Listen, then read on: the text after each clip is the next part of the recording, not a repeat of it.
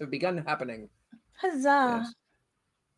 Hello, everyone. Yep. We're here. We Yep. are live. Yay! Yep. We Yes, just we went are live. I did it. All right. Wow. It's been some time. Indeed, it has. One sec. That's going to bother me. I'm backwards. One sec. Camera flippies. It's been so long that I couldn't work out why I suddenly had an echo. Oh, that again. I'm just going to. Oh gosh, pour the some gin. captions thingy. I forgot to turn the captions thingy on. That's okay. that- Don't worry about it. Okay. For now, it's okay. Yeah. All right. Hey, great moustache. Look at that. Hello. It's been so long since I poured a mini gin. We're only- back. Yes. A mini gin for this game. I haven't used them for this game. This one's from the distillery. 40 spotted gin. Wow. Very 540. tidy. All right then. It's been some time. It indeed has been some time. We've been elsewhere and now we're here. Yep. Sam, Wow. tell us about you. Okay. Thank you, great mustache.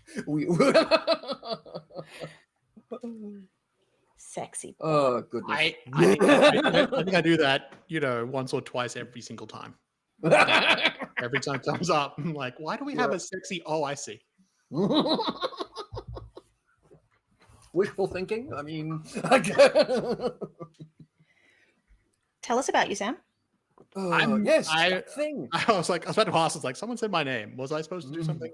Yeah. Hi, I'm Sam. If you haven't gathered, I am a voice actor from Australia, and you can find me on the _RealSammyP on Twitter.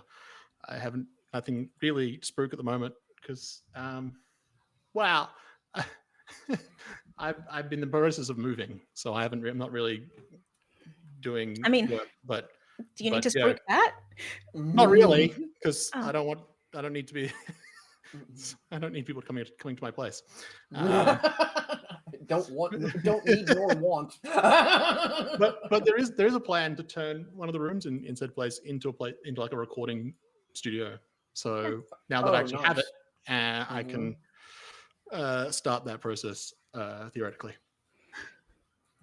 Nice. Yeah. All right then. Michelle. Yes, me. So Michel Vaillancourt, the GM of these fine folks, also an author, and currently game book writer person. So yeah, working on a small C cyberpunk setting book for Open Legend. So that's coming along very well. Which reminds me, if any of you fine folks can recommend me someone who speaks page design, I would dearly appreciate that. I don't do page layouts. I just can't. My idea of page layout is either sterile or overcrowded. I can never hit the sweet spot in between. So I'm going to be looking for someone to fix that problem for me. So yes, if any of you folks know somebody, let me know. But yes, so that's a thing. 29 weeks that I've been working on the project. It's been I'm actually really I'm delighted with how it's coming out. My playtest group loves it so far. So yeah. What else is going on with me? Sunday mornings, most Sundays, I do the Sunday morning TTRPG talk, which is my own stream where I, as the title would suggest, talk about TTRPGs, do map making, and particularly new folks to tabletop gaming, either virtual or in the real world, now that folks are getting back to doing that. It's all open season for chatting and asking questions. So, and you can get a hold of me on Twitter, MichelleV69. So that's me. Nice. Jamie. That's me. I'm Jamie Collette. I'm a voice actor and director. You can find me on Twitter at Muffin Manifesto. and on my website, jamie-collette.com. Most recent, is it out yet? I can think, I'm fairly sure I can announce that an audiobook I narrated and characterized is coming out very soon, because it's meant to coincide with the Giro d'Italia bike race, because the book is called The Slob's Guide to Everything by Jeremy O'Carroll, and it is about a slobbish 40-something who discovers a magic YouTube video that makes him one of the best cyclists in the world, and I mean, and he has to reconcile that with his slob attitude. I mean, genies are so past tense, right? I mean, YouTube videos are nothing. It is very genie-like. There is a Yes, wonderful an Indian guru in the video who helps him nice discover his chi energy. It's very it's very silly, but it's also very funny. And well, wonderful. That's the best kind, really. yeah, and it should be out, I think, either this week or next week, because I believe the Giro is very soon. Cool. That sounds fun.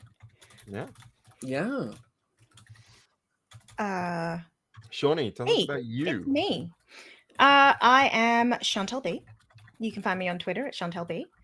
I'm sure I'm actually committed to do a whole load of things, but hey, I because I'm not actually doing any of the things that anyone's asked me to do. Right then. To most capacity, I'm gonna go ahead and say I don't want them to find out. Romans Rising is still in development. What else is there? I may potentially be at PAX Oz. I don't know yet. That's not till October, but I'll still say it because it's in the front of my mind. What else is there? Oh, I finished the first draft of my book. That's cool. Yeah, amazing. Wow, congratulations. That is a wonderful milestone. Thank you.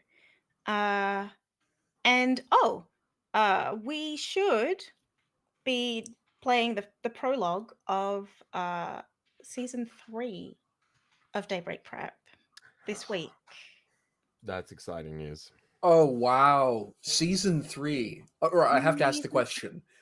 When you were thinking about running season 1, did you ever think about a season 3?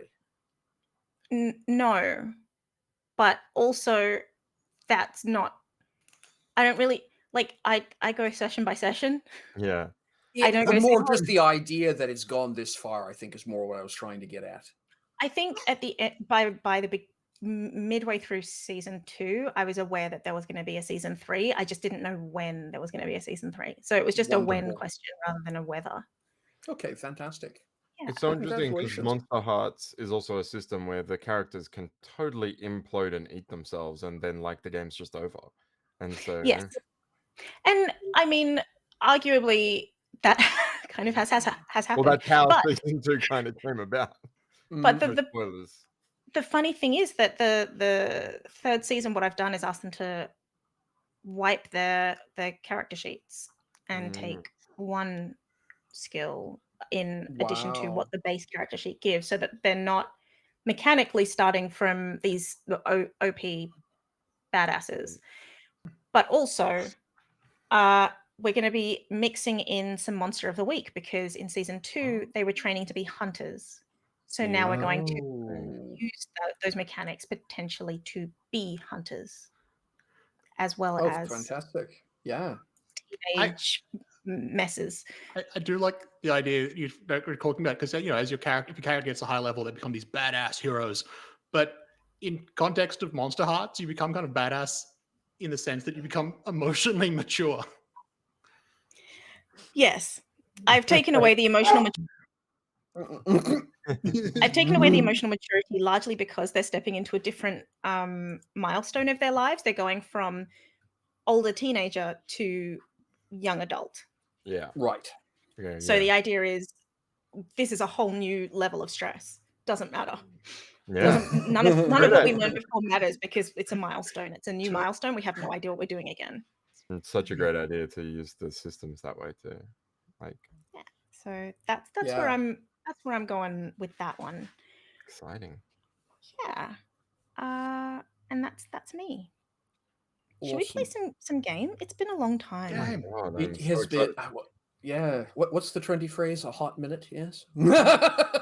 It's been a hot and cold and medium-sized minute. Like it's been a minute. It's been more than a minute. A couple of minutes. We're pushing damn near an hour at this point. Yeah, a couple minutes. Whack the button. I'll whack a button.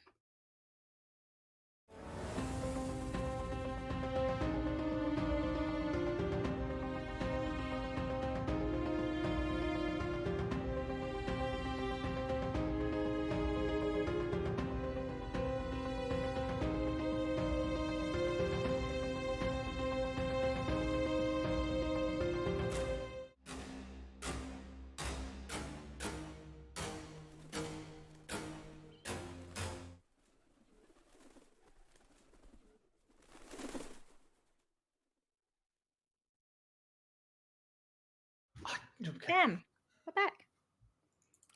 All right then. I've literally not played an RPG in 3 months. My longest break since I started playing RPGs 10-ish years ago. Yeah, that's me. Wow, that's impressive. Actually, I say that because for me, I actually one of the side effects of my first marriage, unfortunately, was I wound up giving up gaming for the better part of almost a half a decade, just because of circumstances. But just the idea that you've sort of had this unbroken thing going for damn near 10 years. Unbroken, but 3 months is this is the longest gap that I've had because I've almost always had 2 or 3 games on the go, so that you have overlaps. You might go 3 or 4 weeks because of various incidents, but in this particular case, because I've been in the depths of obsession with a board game that has a very large community, I've been like much more doing that than other roleplay games. And so, what game? Twilight Imperium. Oh, I've heard of it. Yes. Right. Yeah. Each game is around 8 to 14 hours. So it's I remember seeing a review being like, you need to be prepared. This game will take a while. And one of the examples is like, if you do want to play it like with all the expansions, which allows for a full of 8 players, you probably want to pack an overnight bag. So that was okay. So no worse than early Starfleet battles. Then got it. Yeah. that was probably the previous edition as well to TI3. So TI4 came out about 3 or 4 years ago, and probably would have been it has one expansion which makes the game faster, which is good.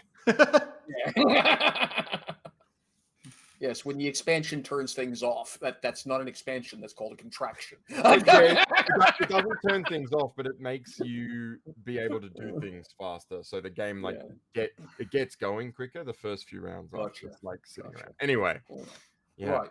But I'm super excited to play. Let's do the thing. Yeah. So let's talk about our intrepid heroes. So a long time ago, so you folks arrived in Cliff Spider, the Confederate holding on the Sky Anvil Plain. This place is literally held in place by raw force of will. By will, I mean political will on the part of the Progress Confederacy. The Sky Anvil Plain has 2 other sets of alien occupants, if you will. That being the other 2 major polities, specifically the Deliverance of the Dawn and the Empire of the Burning Lash.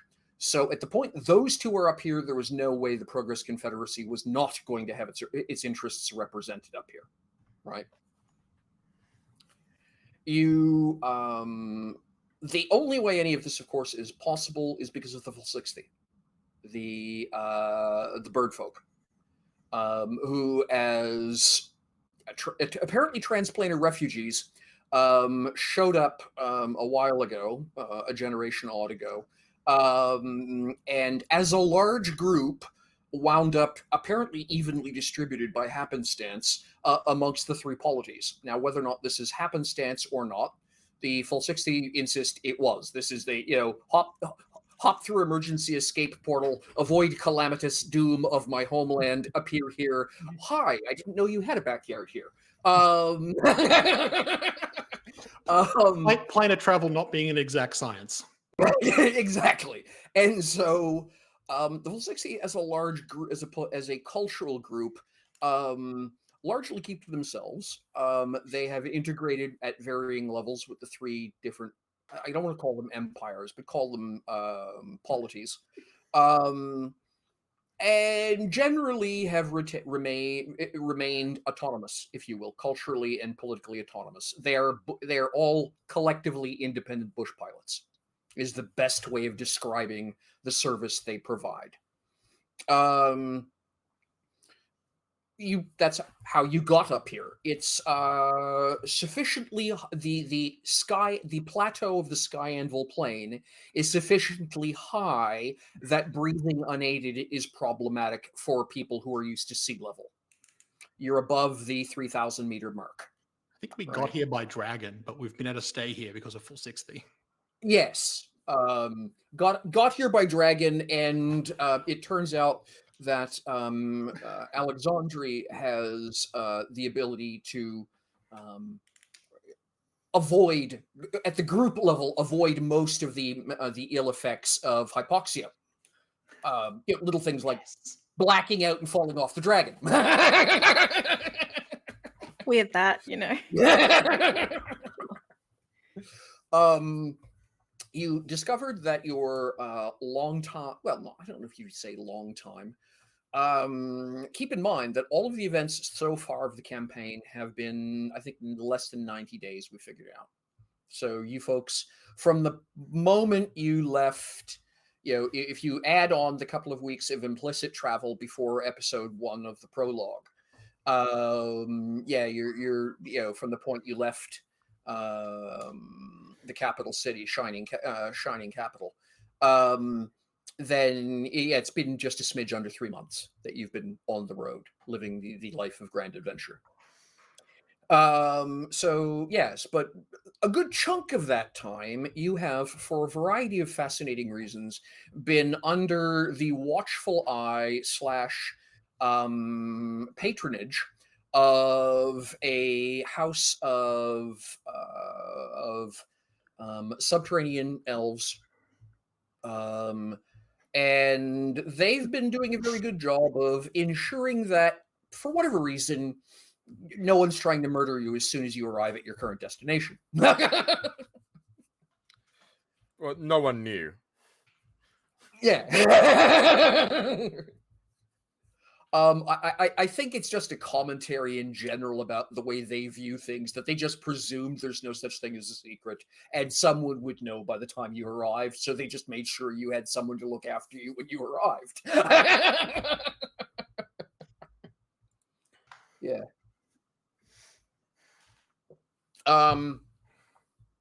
So in that time, you have discovered a bit of the lay of the land as it comes to the city itself. Cliffspire is a complicated place with an awful lot going on, both at ground level, below ground level, and above ground level. The politics are complex. There are at least 3 distinct factions within the city, each of them with their own distinct aims. You've potentially run afoul of at least one of them. And and then it turns out there's that entire secret society thing.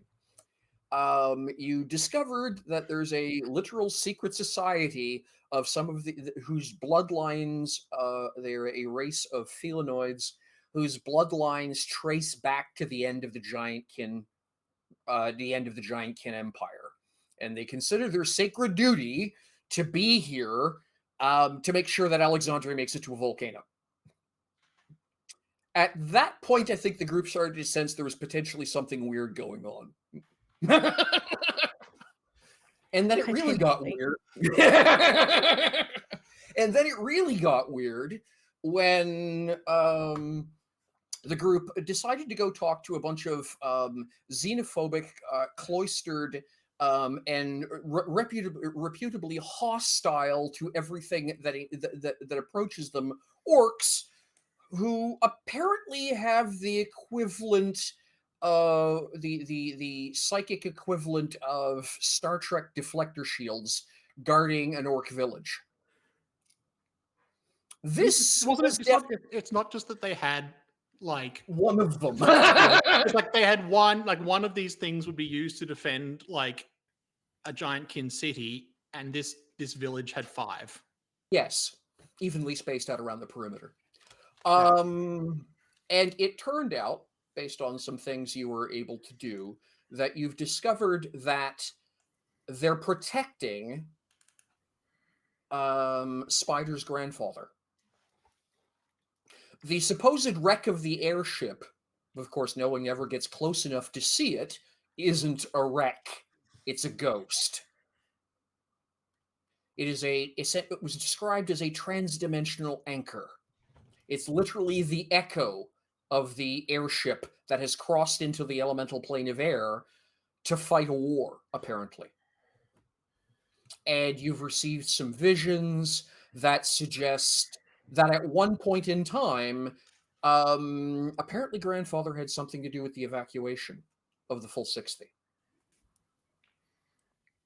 And that he was also there, like he was dealing with full 60 like a full decade before they, or like 10, 20 years before they turned up. So yeah, so there's some question. So that's when things got supremely strange, I think is the best way of describing the outcome. And then it took a twist for the surreal when you got back to find out you'd been framed for that Alexandria had been framed for a revolution. Good times. Times were had by all. It was like not specifically Alexandria, if I remember correctly. It was like somebody who looks suspicious, a cover identity that we had used like back in the beginning. Yes. Yeah. It was the veiled priestess. Was originally a member of the Teddy Tarantino tumblers. Yes, what a show! So, so because things couldn't have possibly gone more odd at this point, the villainess who's tried to kill you twice dropped in for coffee. And actively I forgot. And I forgot that she's here. Not only did I not forget this, but there is I saw everything everywhere all at once yesterday, and I cannot claim chaos anymore. So I'm afraid we can't say that any of this was chaotic anymore based on that. Wow. This is all run of the mill. Barbs McGee is fine. She's in town apparently for a religious observance. They're killing someone tomorrow morning. She also had a retinue of demons. Oh yes, absolutely. One of which, like one demon earlier, served as a boss fight for us. Yes, she had like 10, 15 of them. It was just like no. Smithers is by stat block a greater archdemon. I think he meant the Oni mask fellows. Oh yes, no. You guys have never fought one of the Onis. I did. Yeah. Oh yes, you shot one, and it decided he didn't like that much and left. and then gave chase. We fought one big demon. She had like 15 little ones. I was just gonna say, her entire retinue were demons under phantasm effects. So even the Houndmaster outside was a demon, and the hounds were in fact all werewolf. Yeah, she had rolled into town loaded for bear. If anyone causes her trouble, it's going to get bad. And T was very polite. In the sense that everything was veiled. or passive aggressive, depending on how you want to say it. Oh yes, absolutely. She was was incredibly charming, chatted for a little while. Alexandre made it amply clear that no, don't want you around here, goodbye. And the twins coincidentally decided that no, as it works out, we're full tonight. We'd love to take your money. So many great people. I'm sure you'd be a wonderful party to have, but we're full. I'll recommend you a place just down the road. A competitor I don't like. And so that's where she's at. At this point, you know, because things hadn't possibly gone strange enough, it works out that Spider's estranged father is in town with a high-ranking military delegation because of that little revolution thing. So Spider's decided this would be an excellent time to go patch things up with Dad. Now, of course, you never go alone. So he's brought the 12-year-old and didn't tell Alexandre. Oh, so the big hint that is the way I phrase it, but sure.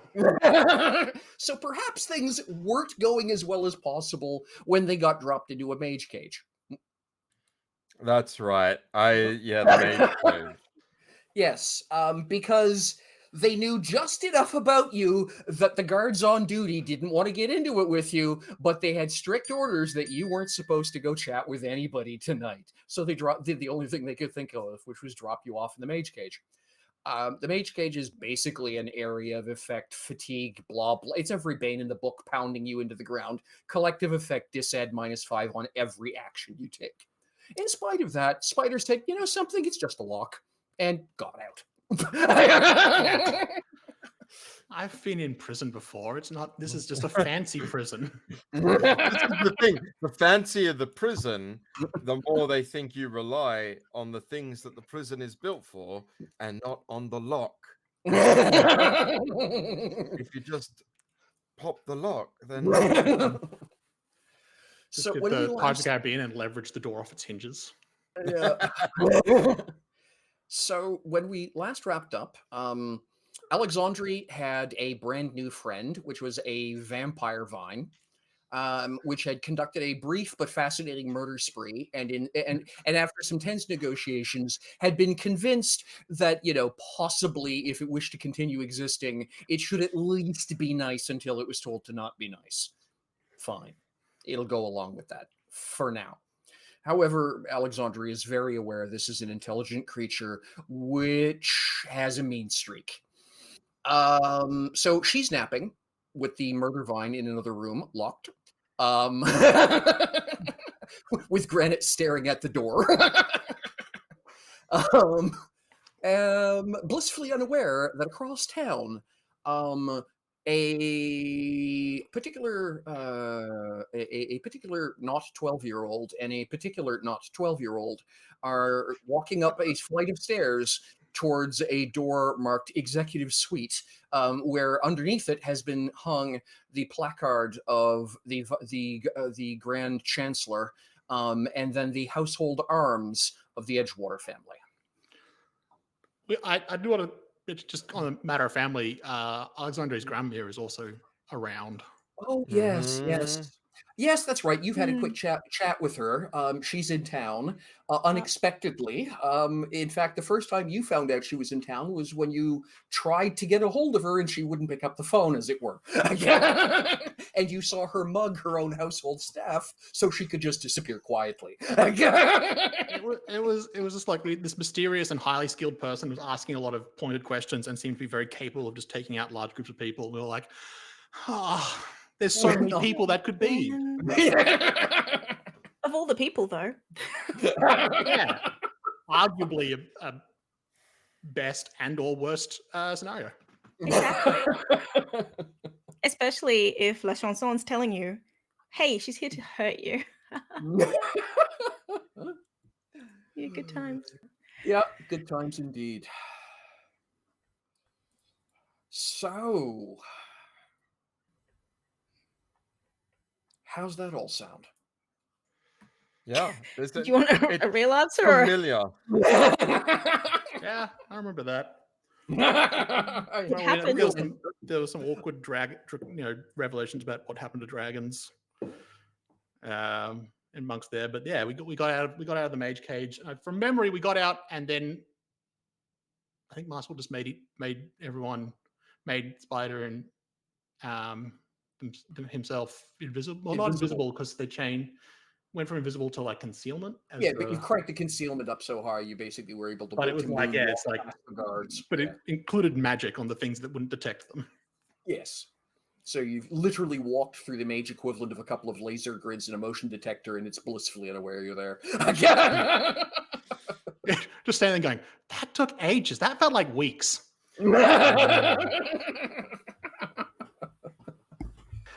So, oops.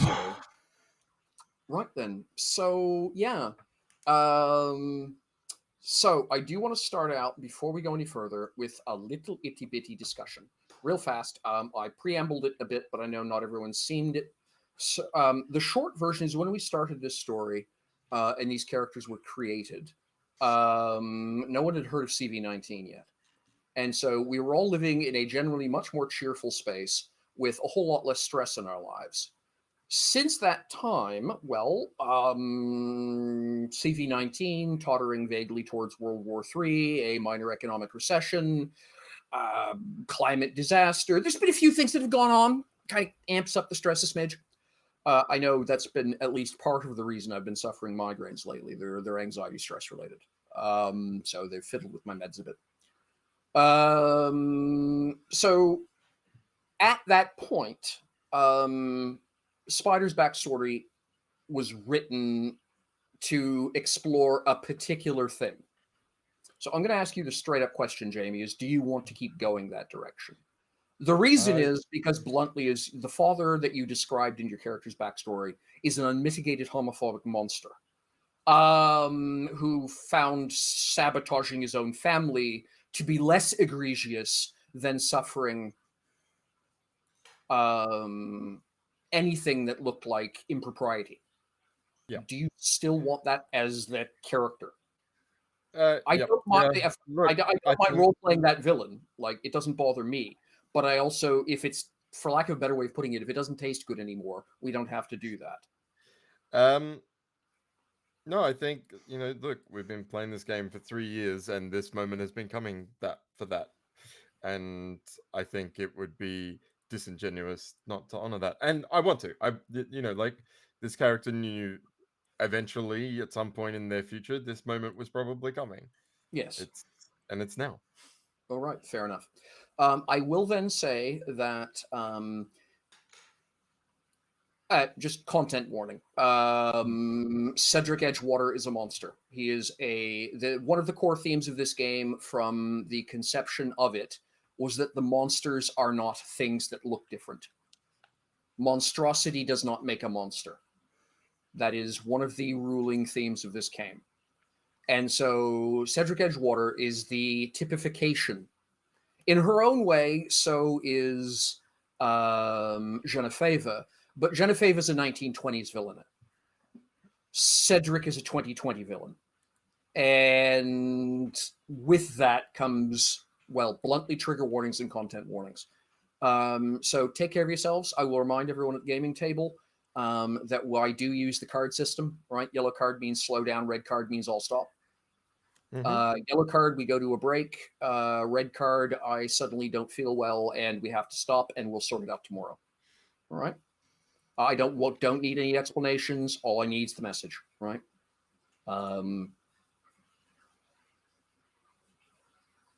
Okay. What I would also like, Michelle, is like, you just gave us transphobia. What else did you give us? I just want to make sure that that's in the... Yeah, transphobia, emotional abuse, and broken home. Thank you. Yeah, and if you need, I can change the title. I just saw the chat. Sorry. That's okay. So the thing about GMing is that I'm always split attention. Good. I can't. I'm not changing the title right now. I'm just making sure that the trigger warnings do fire when they do. Right. So if you continue and someone else grab the title when they get a chance while I do that. Okay, very good. And Sam, you should actually be able to go to the content creator on the Twitch page, and it's a pencil on the right hand side. So Like I say, I think this is one of these places where, for lack of a better way of putting it, roleplay to me has a tremendous amount of value. It is a way of exploring things in a safe box that, if everyone is okay with it, allows us to see the stuff that we try and not deal with. I know personally I've resolved, myself and a few of my friends, for us, roleplay was the way we explored a lot of themes that we just didn't know how to deal with going up through our teen years. And so, to me, like I say, to me, it's a useful exercise, but I also just wanted to make sure everyone was cool with it, because that's what a functioning table is supposed to do. And as much as possible, I try and run a respectful, functioning table. All right, then. So, before we get going, any comments, questions that you have about anything that has happened or anywhere we're going? All right.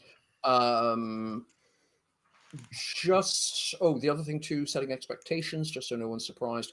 At the point I had to take a month off from running, it sort of pushes my target on the number of sessions it's going to take. I can either cut content to aim for June, or we can adjust for July. Let me know what works for you three. All right, just give it some thought. Talk about that. Yeah, just so it's been discussed, right? Just before I forget again. So yeah, get back to me when you have a moment. So, right then. So, Spider and My Soul. There you are. And so we're essentially just like. So it's an ambassadorial compound. It's the governor's residence, if you recall, and those are essentially miniature fortifications within a city, particularly one that has been recently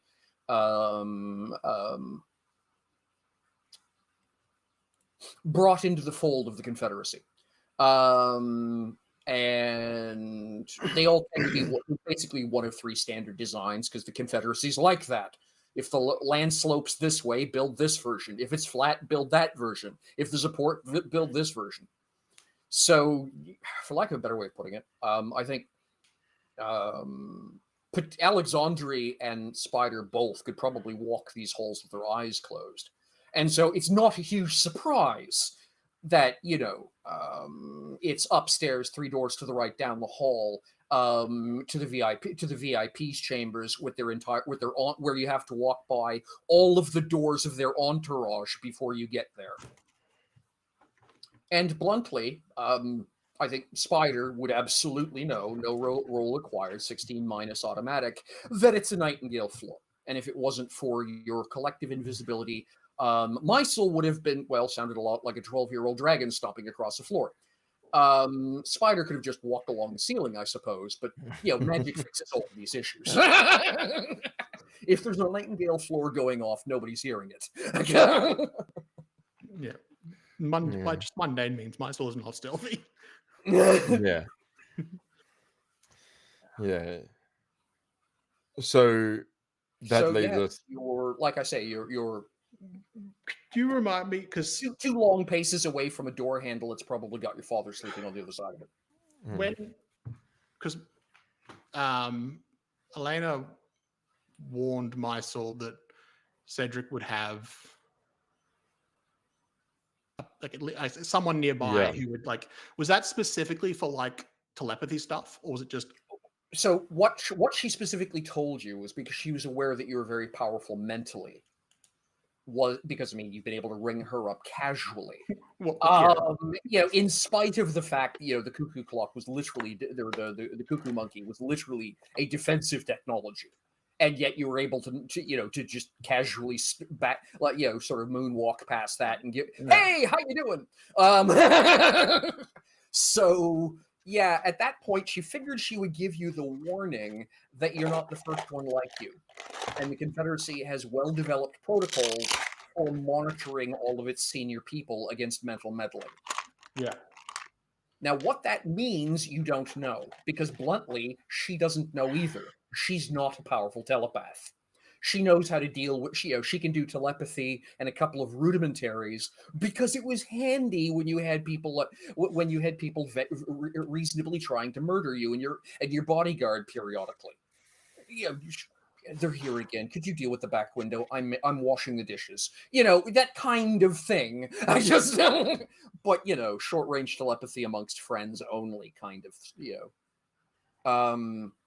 And so from a mentalist, you two aren't even in the same. You're not even. It's not you're in the same ball diamond. You're not even the same league. Okay, Mysel is remarkably much more powerful than she is on that point. So yeah, she's aware of the fact that there's essentially the equivalent of the psi force, because these are powers that exist, and the last thing you need would be someone like the Grand Chancellor falling under the sway of the burning lash. Yeah, right. So what? So yeah, what are you looking for? It was just how risky I would think trying to like mess around, find out. Well, like mentally, like check, how many people. Like essentially, it's like, is he actually in there? Plus, like strength of guard kind of thing. Sure. And how would you doesn't want to do that if he's got if they've gotten this far and that trips the alarm. Well, that's just it. You don't know what the alarm looks like. Exactly. Yeah. So there is something there. Potential. It's like upon seeing it, I'll be like, oh, I can get around that. That's fine. But it's also potential of like just doing it will turn a light on or something. Well, yes, but the problem is the only way to find out is to look around. The equivalent of raising your periscope. It's safe as long as no one's looking at you when you raise the periscope. Yes. That feels like a bad idea. I don't want to get this far and then gamble on it. Let's we'll work it out. I think check once we're inside. I think where Spider's at with all that is that he's worried that whatever defense system can be used on the offensive, much in the way that Mysel can too. Spider has been teleported to pleasant dreamlands by Mysel before. You go stand on a mountain. Try not to murder me while you're there. And actually on a mountain, I just took over control of all of your senses. Oh no! It's entirely different and all different, scary. And I think something, and then there was Smithers recalling your own personal greatest disasters. Disasters. Yeah. Well, we talked about how Spider had been like testing how his new powers work, and I think this is part of that. And I think because I think that like that sort of mental, I don't know, what do you call it? Mental fortitude or resilience or resolve, I guess is the word they use in this game. Yes. And he's turned that pleasant mountainscape into like a defense system for himself. And I want to invoke the resistance boon against telepathic invasion. Okay. Before we step into this room. Certainly, go ahead and make that die roll. And I think the way that manifests for Spider is because like all of his magic is through movement. It's about like slipperiness, right? It's that instead of being able to grab onto anything he's really thinking about, there's always part of his mind which is in that mountainscape. Yep. Doing nothing, and is like that's. Yeah. All right. Remind me how we do rolls in this game. They try to read your mind. All they hear is.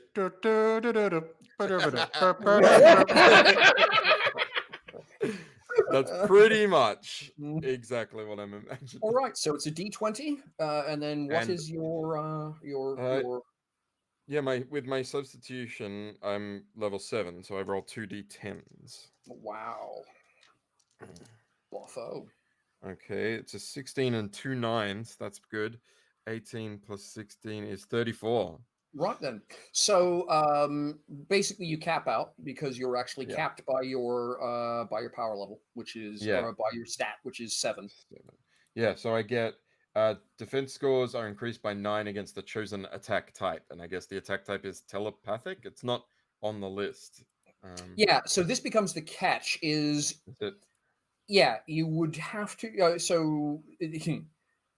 Resilience is intended to be used against a specific thing. For example, piercing versus forceful. What I'm willing to say is that you can, for example, fortify yourself in this case against phantasm because it's the thing you're most familiar with. Yeah, well, I mean, someone trying to just talk to you, they get a regular roll. If someone tries to hose you with phantasm, then they run up into the brick wall. Yeah, that's what I'm looking for. That I'm willing to go with. Just generally, mental powers is way too broad. So, yeah. The kind of attacks that Mysel makes, whatever those, whatever you primarily call those. Phantasm. Yes, Phantasm. All right. So I'm going to ask the funny question, and we're going to start with Mysel just to give Jamie a chance to think about it. Mysel, what's going on in your head now that you're standing with Spider beside, little, sort of watching the hand moving outwards towards that doorknob, and you're not really. It's not that you're not able to go look in that room. It's that you don't dare risk it. What's going on in Mysel's head? What's the feel?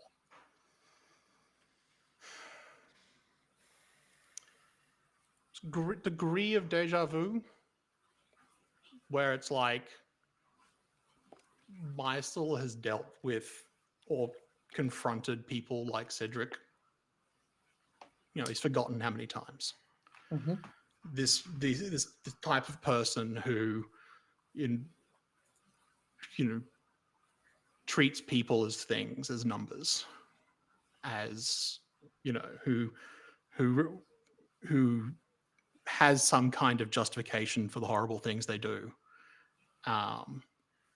and is completely comfortable with that, recognizes it, and is just like, yeah, that's fine, because whatever excuse they come up with for themselves. But in the end of the day, they, so long as it comes out in their favor, they don't care about the harm that they're doing to do that.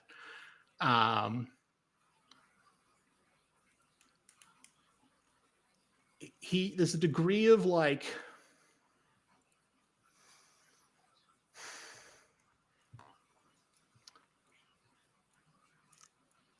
when Mysel first sort of, I guess, learnt about Cedric Edgewater, it made him like angry to the point of being upset, kind of thing. Yeah, I distinctly remember. I distinctly remember the conversation about I could fix this. Because it's one thing for it, and that's more of the, because when it's like when they're doing it to just people in general, but this is like parent to child, which was hit a lot closer to home for Mysel, for a variety of personal reasons. And he had to sort of like, it's kind of like this reminder that like Mysel's not a pacifist. Mysel is acutely aware of the harm that he could cause and doesn't want to do that. But it's not that it's just that he knows the extent and has in the past gone too far in points, either from lack of control or from like inexperience, or just letting himself rage essentially. And like, that's the thing, is like he can't like mentally dominate someone, but he can just take over the 5 senses and make you his playground. Like the sheer scope of what he could do with that is horrifying, and he knows that, and so he chooses not to. He doesn't. He's like, this is not something we just do. But like Cedric Edgewater is the first time where he's like, I can make an exception. He's like, that thought crosses his mind. Is like, what's another regret? Yeah. You could add one more regret to the pile. Yeah. And so he was kind of struggling with that, but now that he's actually at the door, his thoughts are more about Spider. Right. It's less about doing bad things to Cedric and more about making sure Spider is okay, both while he's there and when he leaves. All right. And that begs the question, is Spider okay? Surprisingly, I think. And I think there's a lot of calm in this moment for Spider. And I think this is true a lot of people who have built their life around taking extreme risks. Mm-hmm. Is that right before you do it, you fall into calm. Mm-hmm. I think the one thing on Spider's mind that keeps like slipping with that, peaceful mountain scene is thoughts of Lucas as the Dark Knight in that vision. Mm-hmm. Yeah, I think that's what's on his mind, is where his brother is. All right.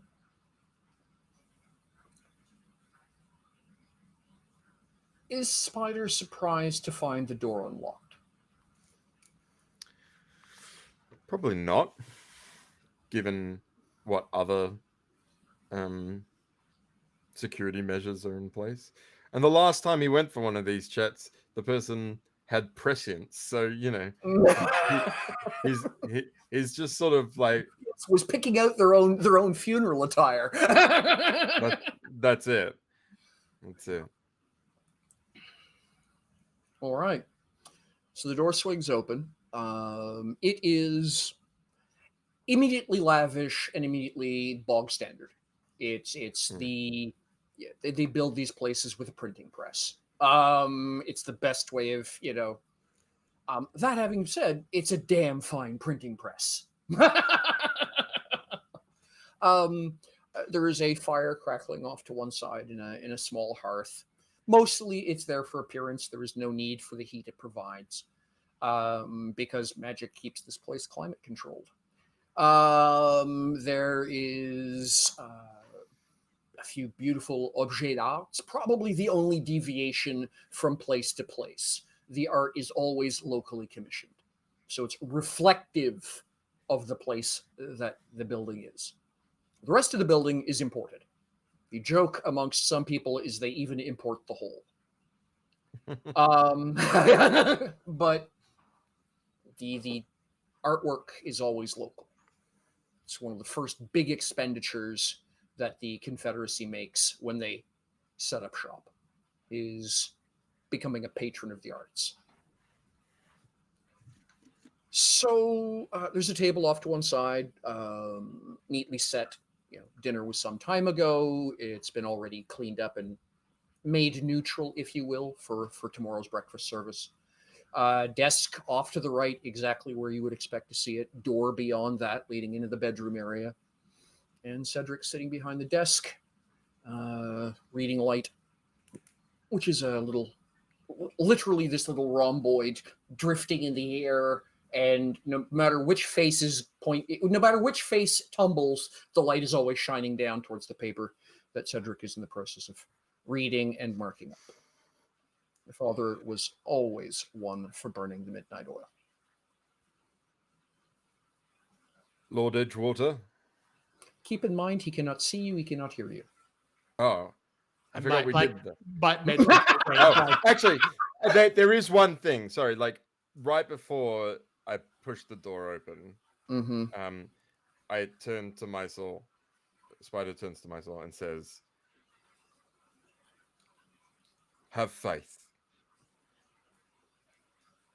and pushes the door open to that scene. Okay. So is Mysel turning the cloaking device off? or are you going to take a moment and survey the room? I think there is a short moment of just looking around and seeing that he's there and just checking there's no obvious other people. Yeah, and there's probably a nod from Spider to Meisel. Yeah, and then the door opening with no apparent person in the doorway. Of course, the look upwards, the slight raise of an eyebrow, a glance at a proverbial crystal ball sitting on the side of his desk, which is currently empty. And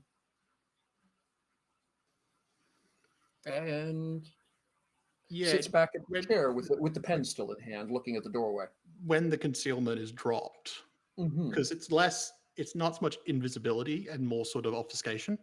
Yes. So it's not they suddenly appear. It's just like he's suddenly able to his mind stops just like skipping that part. Yeah. He sort of notices that he's been doing that. Yes. Yeah, and I think Spider is removing his top hat as he says, Lord Edgewater. Hangs it on like a hat rack by the door. Because there's always one there. Absolutely, yes. I'm just going to say you can either just sort of throw it at the hat rack will be there. Like I said, they build these places with the printing press. And Cedric sits back in his chair and, well, please come in, Brandy. I'll pass. Meisel? Bit late for me, no. If you don't mind, then Cedric will just get up and stroll over. And he does the dumbest thing possibly. Completely puts his back to you as he pours himself a drink. And rather than taking any advantage of it, Spider just walks over to the chair, and takes a seat. And as he does, he says, "I apologize for moving the timing of our meeting, but I have other business to attend to. I couldn't wait all night." I'm suitably impressed at your abilities. Not everyone can get at one of those things. There are those. It's a short list. Congratulations.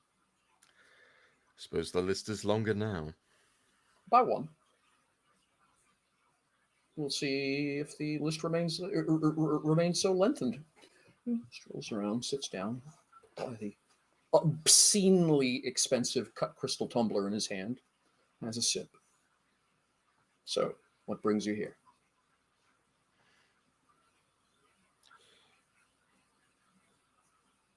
Our affairs have been somewhat entangled. You're a wanted murderer. It's sort of my job to be aware of where you may be. Well, I mean, that's a matter of conjecture on your part. No. It's not a matter of conjecture. You're a wanted murderer. Whether or not the charges would stand in court is irrelevant. You're a wanted murderer. I see. Deep eye roll from Meisel. I suppose half of that is true, regardless of whether it's true. Truth is an irrelevancy for both you and I, and you know it. Who's that? He says, pointing at myself. Hi, I'm Meisel. When I was young, I was taught that whenever you go to a business meeting, you should bring your most powerful ally with you. I note the Donahue brat isn't here. Correct. Well, she was busy, so that's why I'm here. I see.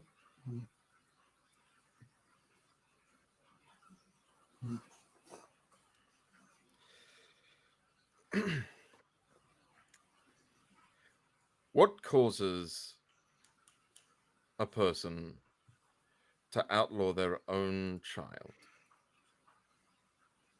The law.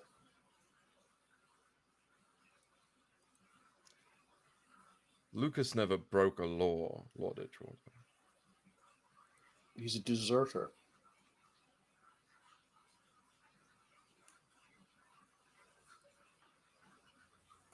You and your wayward brother, he says, getting up from his chair and having a sip of his brandy, wanders over in the general direction towards the fire, have put me in the exceedingly unenviable situation of having a murderer and an AWOL claiming kinship to my house, to your grandfather's house, the family name. It has done nothing but poison the work our family has done in trying to assure that we are in a position to assist with the stewardship of the Confederacy.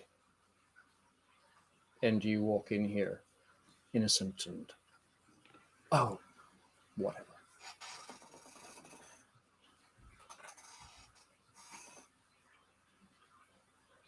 I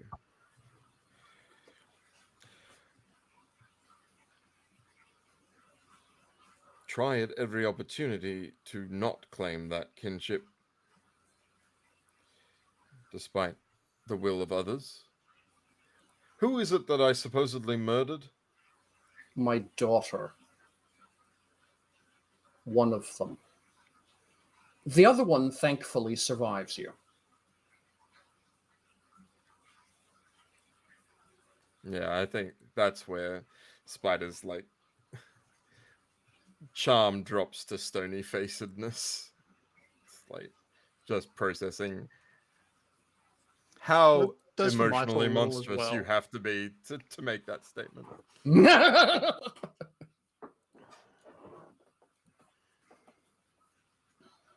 Yeah, my sort of smile sort of freezes a bit. There's a lot of tension. Mysel, would you please do me a favor and make a perception roll? What numbers do I have for that? Right, yes, there it is. A D20 and your perception stat. Yeah, I need to find out what my perception stat was. Ooh, fun. We get to roll that again. Oh, very nice. It's a good time for that to happen. Maths is 25. 25. Congratulations. That is enough. You are aware there is someone else in the room. There is a shadow that shouldn't belong here. A shadow which is disassociated with everything else. And it has been slowly drifting from abstract to abstract, very much in a way that you feel familiar with, that you do to other people. But there's a hole in this person's technique, for lack of a better way of putting it, and so they've thought to cancel themselves out, but they've forgotten their own shadow, and the fire is betraying them. And so you're very aware of the fact there's someone who has slowly, very carefully drifted around and is standing not quite behind you. It's just one person? Yes. In like positioning themselves to be able to do harm kind of thing? You can't, well, I mean, it's possible they're here to deliver chocolates, but you'd smell those, you would think.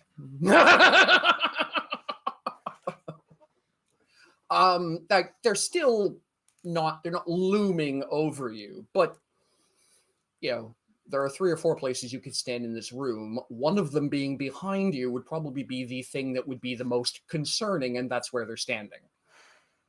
Right, yeah.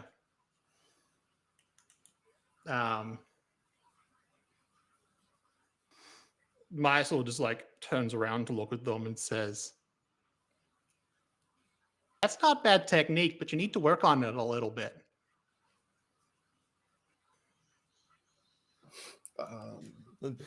Spider very clearly like doesn't turn or anything. let's Mysel do it. Yeah, the tableau between the 2 Edgewaters is frozen, and there's Mysel going, "Hi there."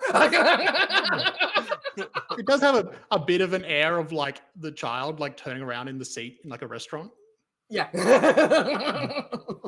Which is somewhat on purpose on Mysel's behalf, but you know. Yes.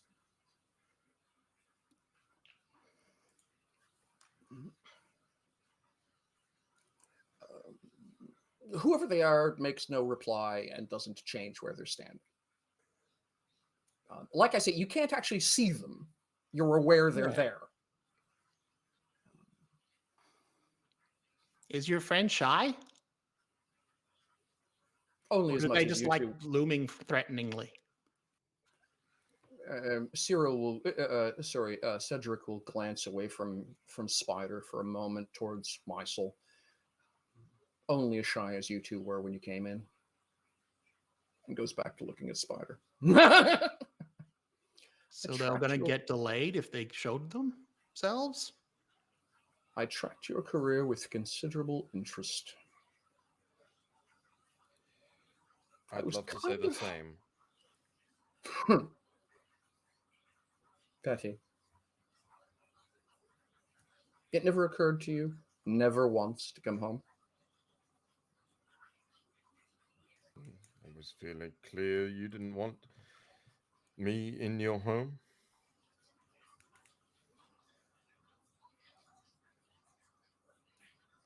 Which simply confirms. So what do you want? It's more a question of what you want, Lord Edgewater, and the fact that I know how to get it and nobody else does.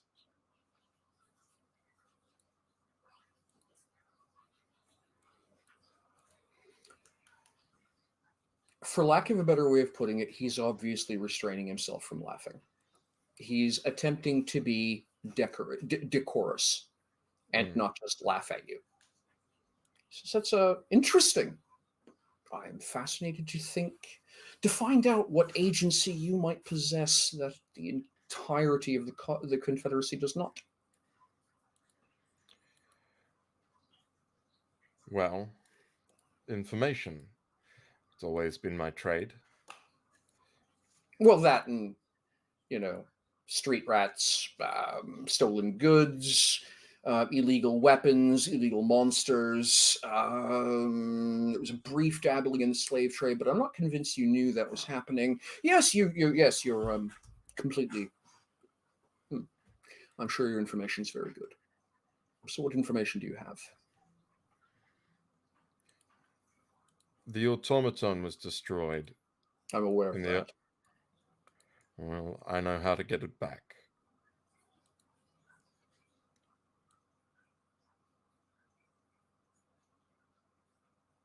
Really? And why would you? Because I want you to stop messing in my affairs. So you would trade...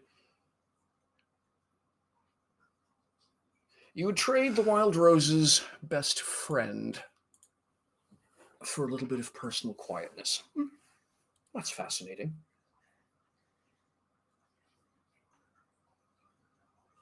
That's very much my style of doing things. I'm not sure I trust that.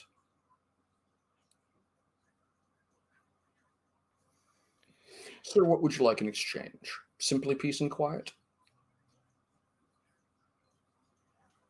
Bluntly, once I have the automaton, my interest in you and the Donahue brat is practically zero. You are more than welcome to remain, to live a full life as you please elsewhere. I want Lucas as well. You want to... Oh. I should have guessed. So he ran out on his family, and then he ran out on you too. I suppose I shouldn't be surprised. I want him off your posters. Free to live his life as he pleases too. And once we have the automaton, I have no interest in chasing any of you. It's a waste of resources for the Confederacy, which could be better spelt elsewhere. And I do not mean that in any personal sense. It is the strictest definitions of the discussion. Then it sounds like we have an accord.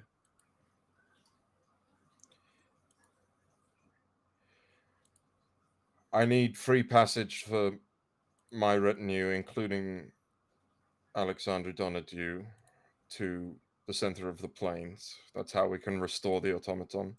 Afterwards, I'll return it to you.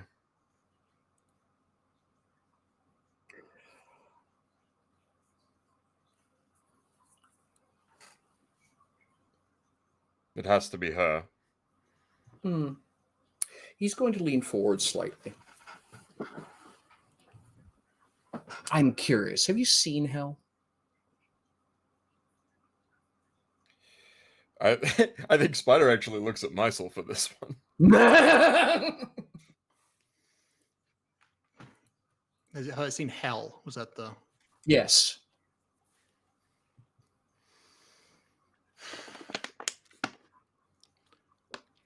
Depends how literal you want to be. Allow me to make one thing. Yes, but... Shut up. He completely dismisses you. He looks at Spider. Allow me to make one thing entirely clear.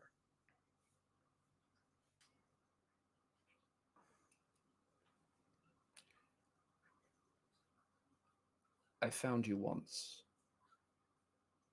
It would be incredibly poor planning on your part if you were to think that you could just evaporate after you got the automaton. So if you think, or if it crosses your mind that perhaps the pretty little Donahue would be a fine destination after your adventure to the center of the plane, understand that I have a very long list of people you know.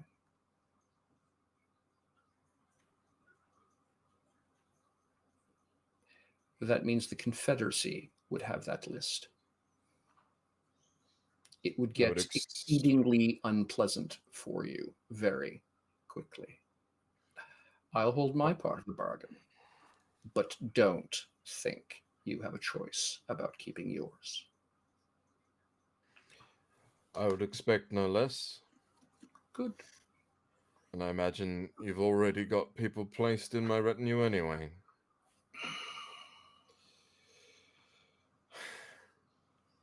Is there any other business to discuss?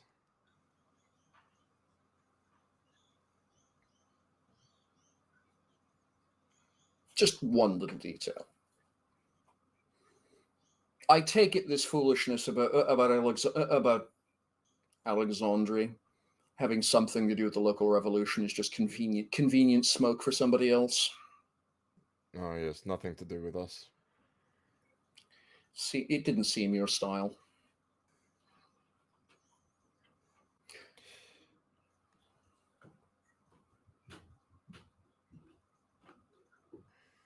Honestly, I don't even know if they're doing it on purpose. Oh, I have no doubt they have no idea who this person is. What I wanted to know was if Spider was pulling web strings again. Fancies himself quite a mastermind, you know. Yeah. I've met him. Seems familial.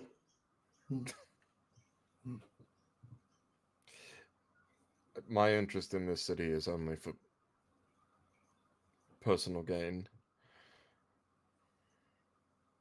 Some things never change, I see. Very good. Well, don't do anything which causes you to come to my attention, and I will not have to pay attention. I could care less what you do at this city as long as the tax revenues don't change, and I don't have to entertain questions from the Grand Council about why there's a revolution unfolding.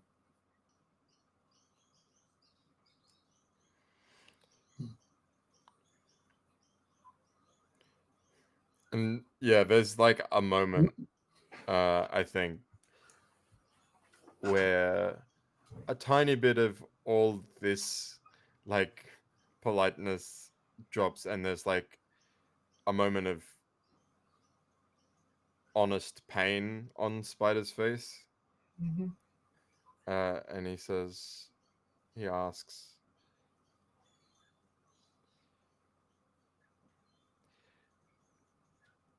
is Mother well?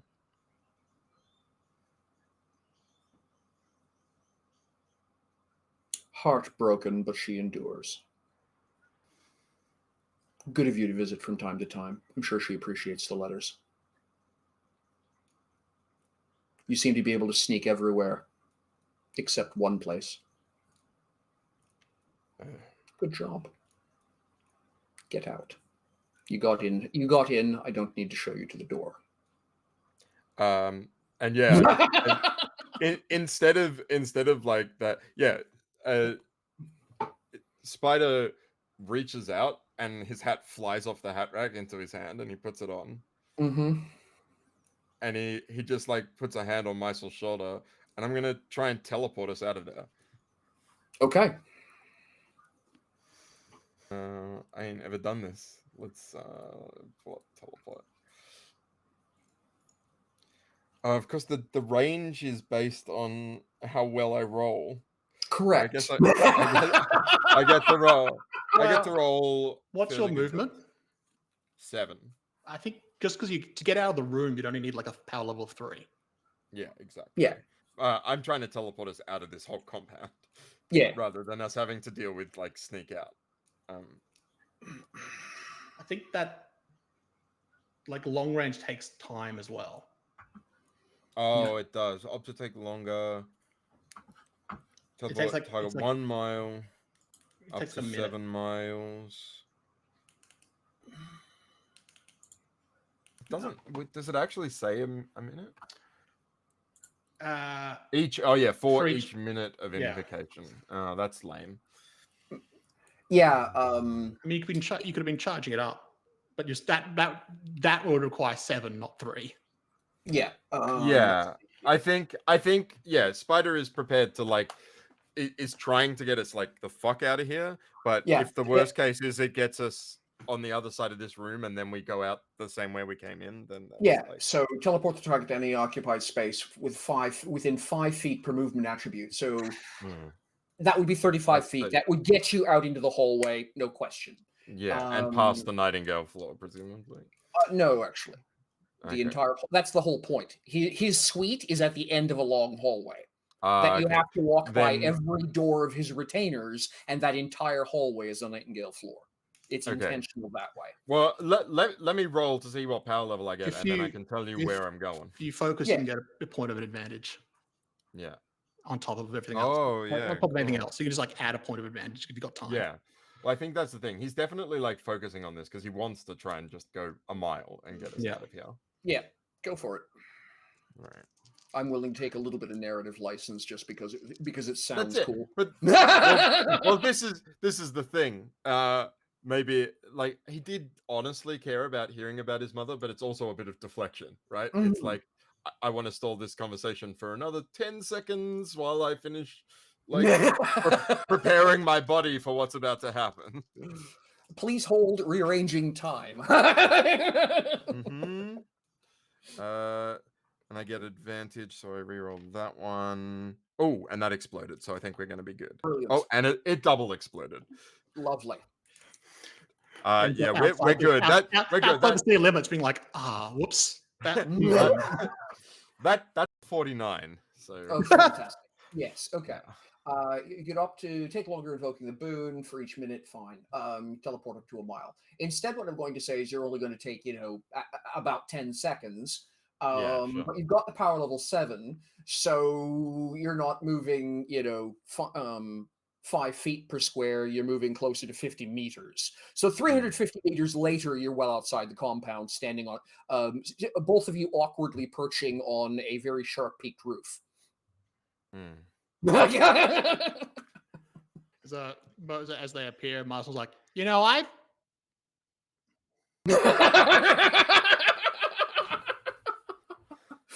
that was a better exit than what I was gonna do. And Spider like takes his hat off again and like sits on the roof and is like breathing quite heavily.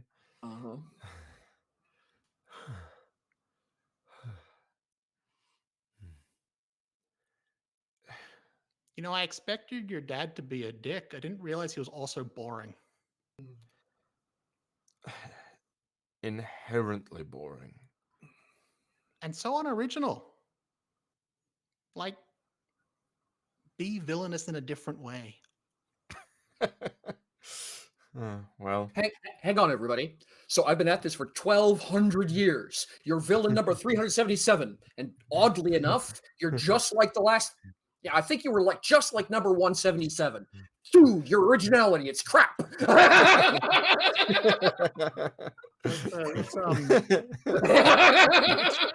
think it's like Dragon Ball Z Abridged when you first meet Frieza, and like he points out that he deals with heroic types so often that he started counting how many times certain lines are said to him.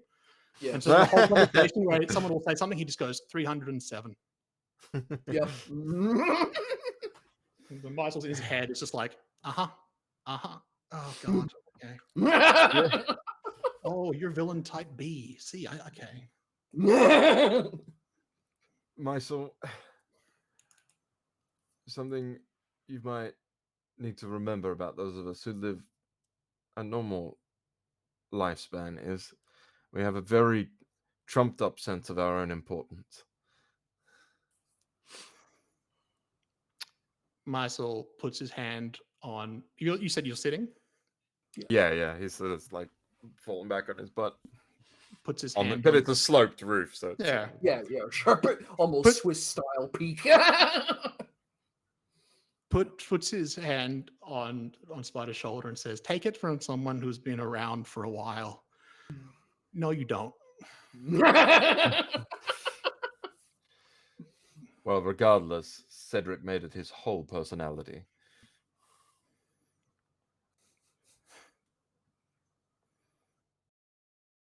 It's when it makes it exclusive. Nothing else matters. So how are you doing? I was prepared for worse.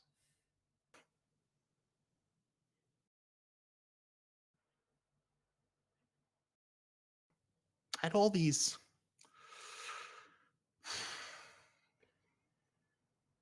when I was trying to find out what was happening when we first confronted your father's people, and it turned out it was him, and he was after Chevalier, and I had all these thoughts about horrible things I could do to him, and how they were all things that I take an active step to not do. But I was thinking, this guy might be worth the exception. And then we walked in, we faced him, and all I could think was, he's not worth it. He never was.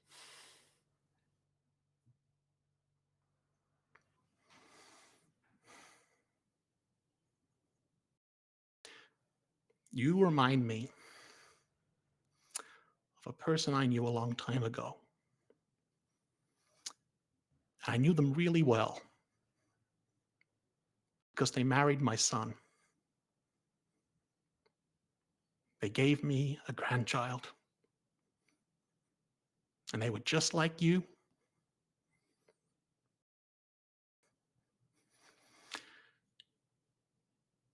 And we can go back more than 1,000 years and people were still shit. And it was the same way.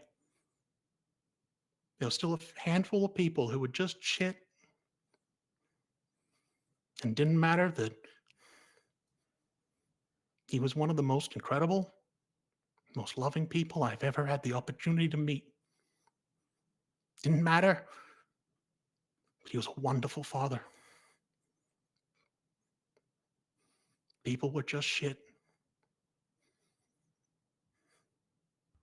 Don't make me so cry, angry my with you. soul. Look, if you do, I will. But that's why I was so angry. So much time had passed and it was the same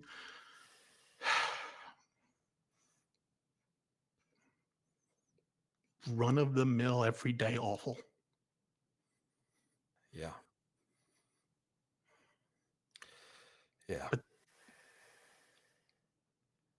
But they, being shit, didn't take away from how incredible he was. They don't take away from how incredible you are.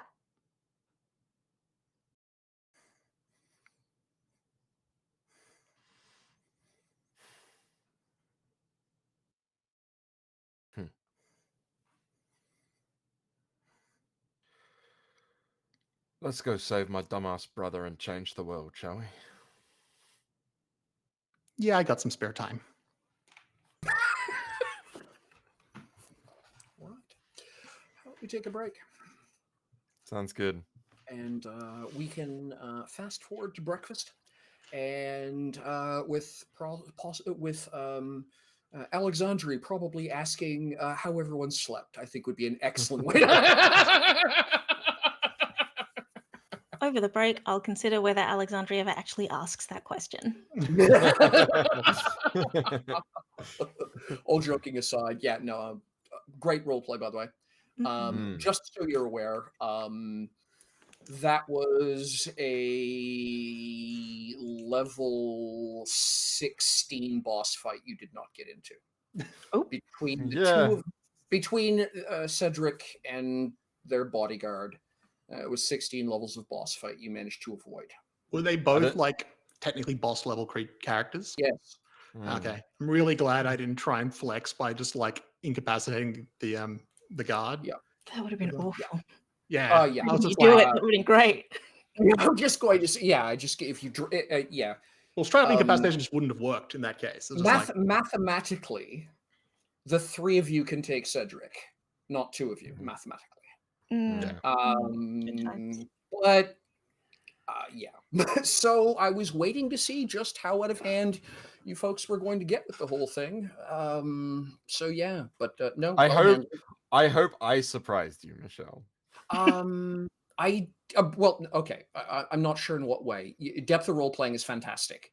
I had vaguely thought that there might be a little bit of banter trending towards a pound of flesh. But no, Spider was incredibly mad at. Basically, Spider gave his father exactly what his father wanted to deal with, which is a business deal. So yeah, just power, it's just money. Just keep it simple. You're I think that's the surprise, right? Like, because Spider does that day to day, but this is like the area of life where he's not ever been able to contain himself before. Yeah.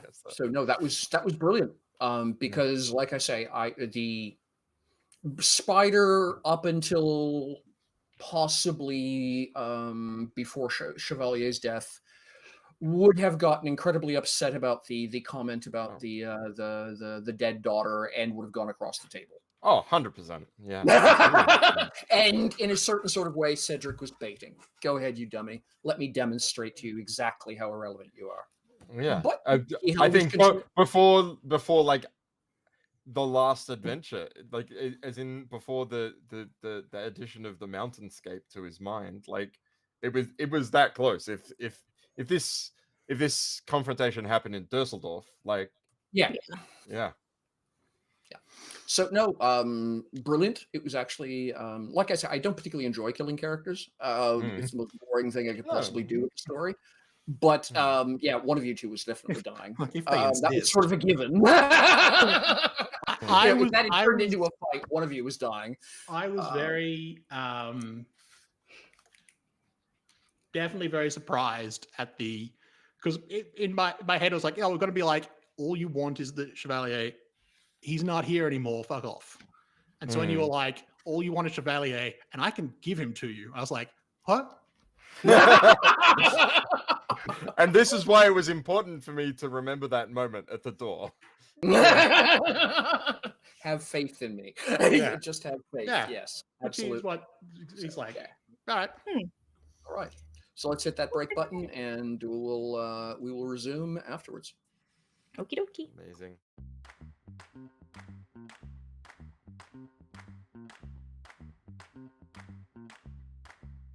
Why hands?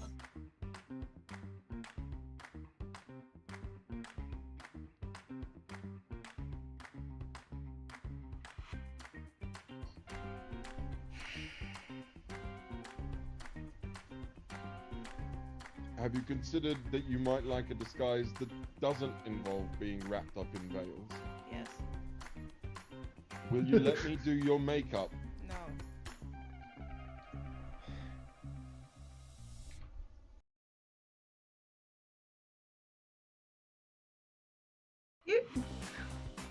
Think, don't be afraid. You're like you need a ride. You look like you need a ride. I'm here to help, but I don't think that I can fit your friend there. Can you ask them if they are going to eat me? Depends on your answer.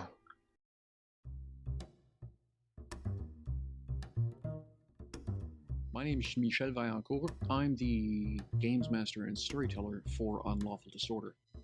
I've been asked to give a summary of events of the game, but that seems a little strange because, well, that's the job of the players. Don't ask me what the story is, I'm just the guy telling it. So, let's talk about how we got here. So, about a year ago, I saw a bunch of really talented people doing some really cool stuff, and I thought, well, that's cool, I'll have to keep them in mind. And a little while after that, I got a call from a roleplay channel asking me to set up a game. They wanted a European time zone friendly game. So I went back and I called up the cool people doing the cool stuff. So that would be Chantel and company. Cool. So, after that, we took a little bit of time, discussed a good D&D campaign, and I brought forward one of my homebrew worlds. And they looked at me and said, no.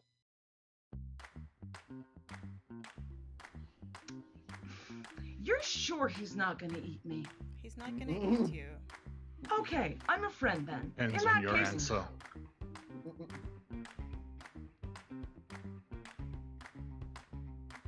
It's not the name that's on the bounty, and that's all that matters to me.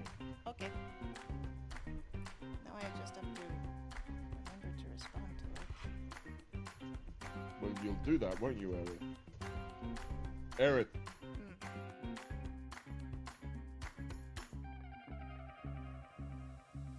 Are you going to eat them?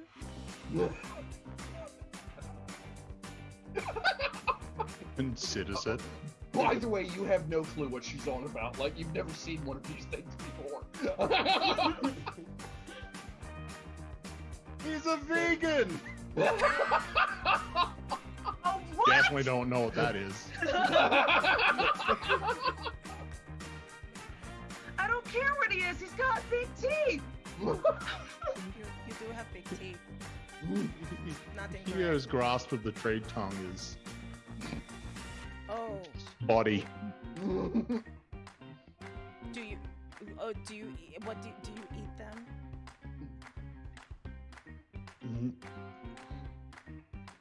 Sort of looks back up. I will not consume that person. Could you be a little more generic and just say you're not going to consume anyone in the city as well? Just to make it easier. That'd be great.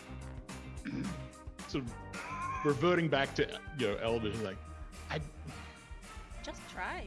what language? know? I'm not gonna eat people. I know you're not going to eat people. Language is hard. I know. Just say it the way I'm telling you to say it. I'm not going to eat the city. I'm not gonna eat the city. Yes. I'm not gonna eat the city.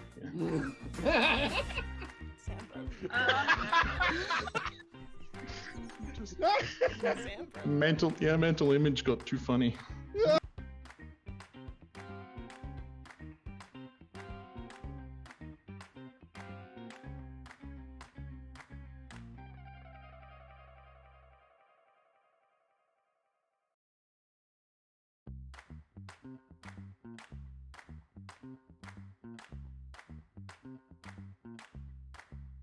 Why hands?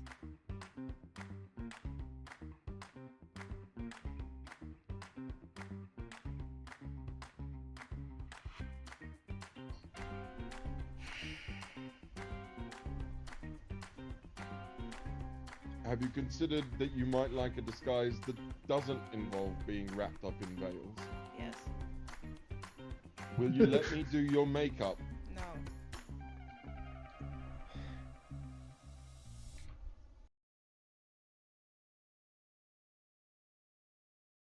You... Think they would be afraid. You look like you need a ride. You look like you need a ride. I'm here to help, but I don't think that I can fit your friend there. Can you ask them if they are going to eat me? Depends In on that your case- answer.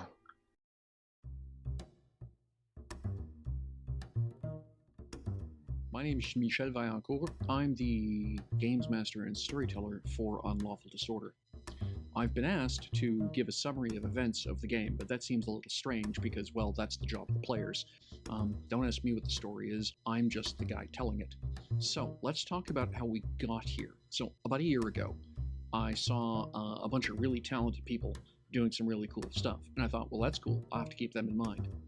And a little while after that, I got a call from a roleplay channel asking me to set up a game. They wanted a European time zone friendly game. So I went back and I called up the cool people doing the cool stuff. So that would be Chantel and company. Cool. So, after that, we took a little bit of time, discussed a good D&D campaign, and I brought forward one of my homebrew worlds. And they looked at me and said, no.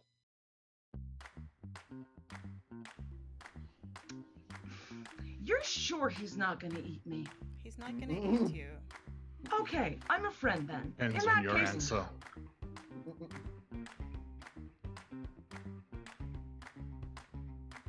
It's not the name that's on the bounty, and that's all that matters to me. Okay. Now I just have to remember to respond to it. Well, you'll do that, won't you, Eric? Eric,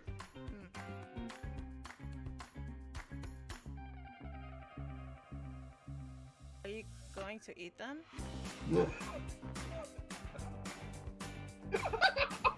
Considers it. By the way, you have no clue what she's on about. Like, you've never seen one of these things before. he's a vegan! oh, what? Definitely don't know what that is.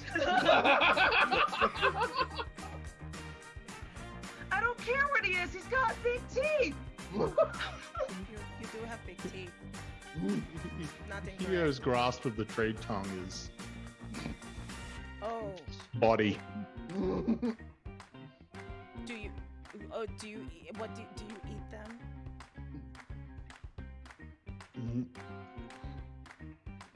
Sort of looks back up.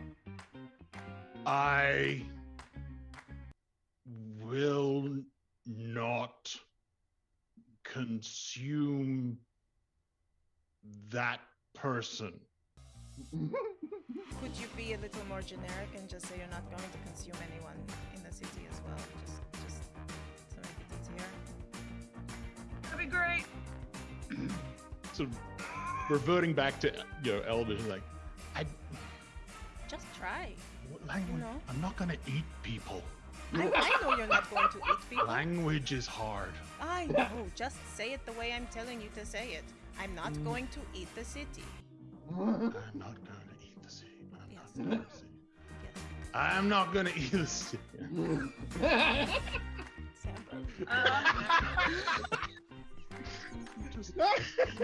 Mental image got too funny.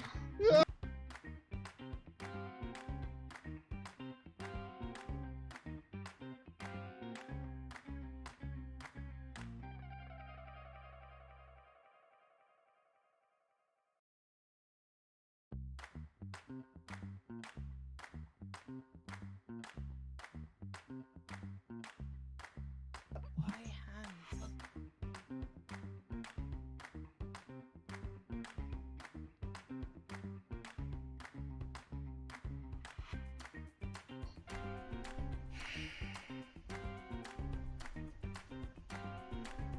Have you considered that you might like a disguise that doesn't involve being wrapped up in veils? Yes. Will you let me do your makeup? No.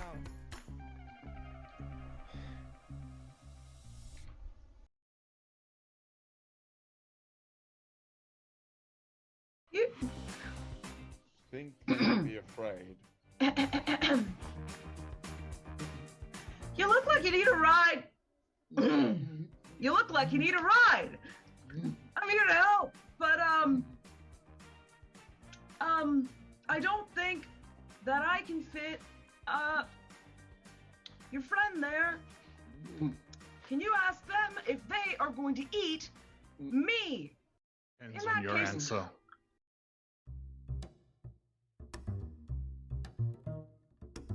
My name is Michel Vaillancourt. I'm the games master and storyteller for Unlawful Disorder. I've been asked to give a summary of events of the game, but that seems a little strange because, well, that's the job of the players. Don't ask me what the story is, I'm just the guy telling it.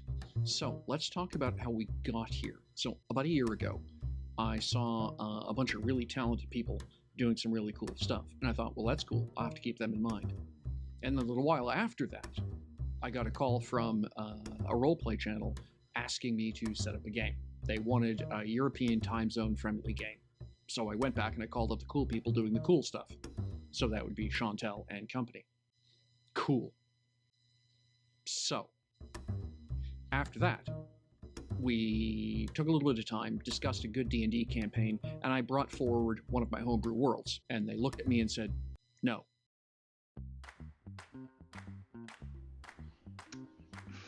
You're sure he's not gonna eat me?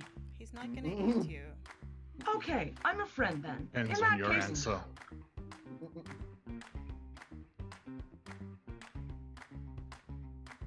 It's not the name that's on the bounty, and that's all that matters to me. Okay. Now I just have to remember to respond to it. Well, you'll do that, won't you, Eric? Eric,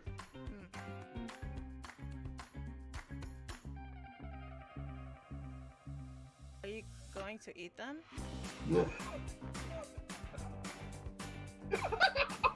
Considers it. By the way, you have no clue what she's on about. Like, you've never seen one of these things before. he's a vegan! oh, what? Definitely don't know what that is. I don't care what he is. He's got big teeth.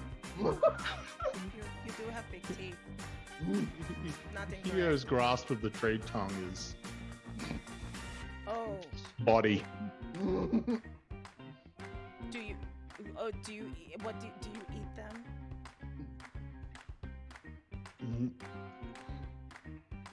Sort of looks back up. I will not consume that person. Could you be a little more generic and just say you're not going to consume anyone in the city as well, just to make it easier? That'd be great. Sort of reverting back to Elvish, like, Just try. what language? No. I'm not gonna eat people.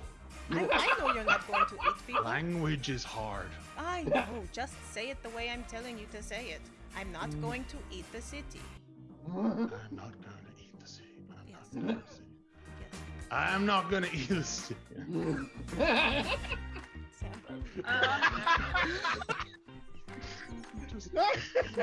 Mental image got too funny.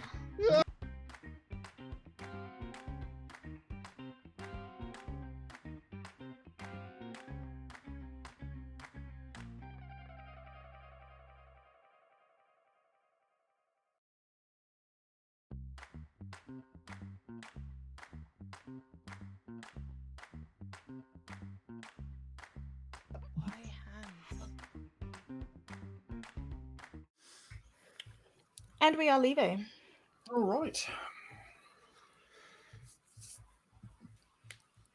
At breakfast. Yes. So yes, the next morning it is a breakfast. As you folks are at the staggering clock,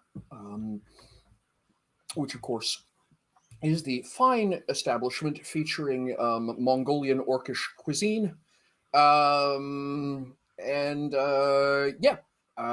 by a couple of slightly psychotic gnomes who have a steampunk mechanical camel with a hood on top.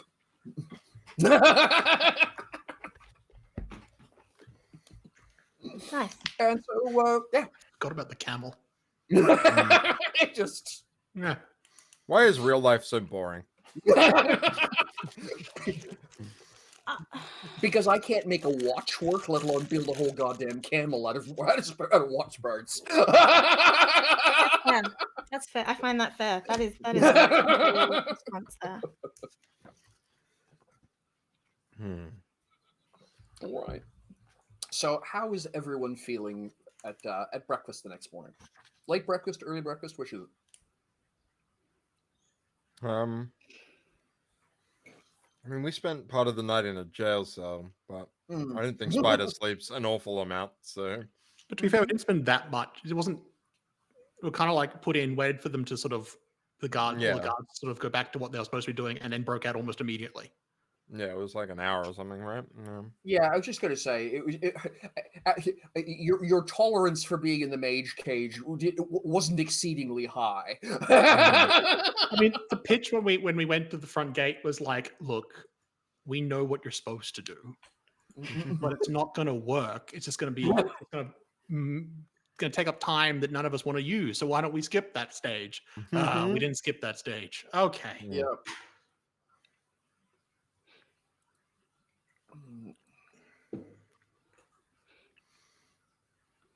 It's very regular breakfast, I guess. Then. Yeah. Just Yeah. normal breakfast. Is there a newspaper or a broadsheet or something in this town? There's. I was just going to say, there's not the equivalent of a Gutenberg, but yeah, there's certainly going to be some kind of gazette, which is done at some level. Yeah.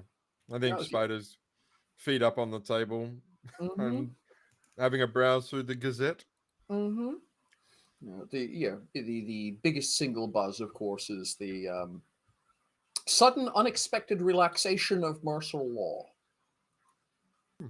Announced this morning. That was quick. Well, that's why you take your complaints to the very top. What was quick? Alexander arrives at the table. Restrictions are being eased. We'll be able to leave tomorrow. That was quick. Why? There's some things we were waiting for to be made, but like. Oh yeah. Yeah, but that's going to be like next month. Oh right. I thought we'd done that. I thought that was where I thought we'd done that. I thought that was like the whole montage of us waiting for 4 weeks while we were like I was learning my abilities, you were doing the plan stuff. No, that's a fair point. Okay, no, I don't recall that, but that doesn't mean that's not the case. So all good. Yeah, my understanding was we were very close. Yeah. And that was the time in which Grandmere arrived, and okay, yep, got it. Right, and now I remember now. Yes. So I believe our items should be ready to go soon. Yes, I shouldn't have said tomorrow. Spider would say whenever they're ready, which I assume is sometime this week or whatever. Yeah, in the next few days. Okay.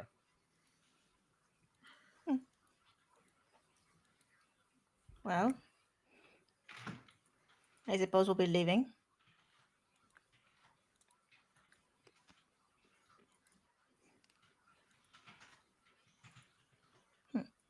Why are you looking at me like that? Me at you? I was not, but now I am. Should I not be? Or should I be? This is what you wanted, right? Sure. Okay. And now I've got you what you wanted. How?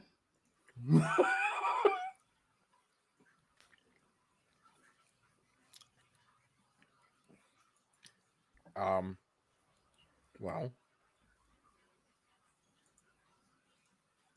I talk to the longer I let you talk, the longer it gives you to lie to me.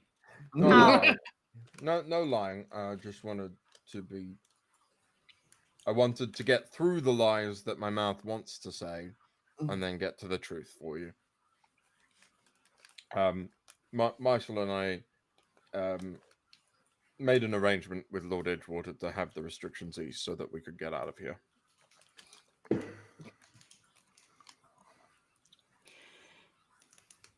When?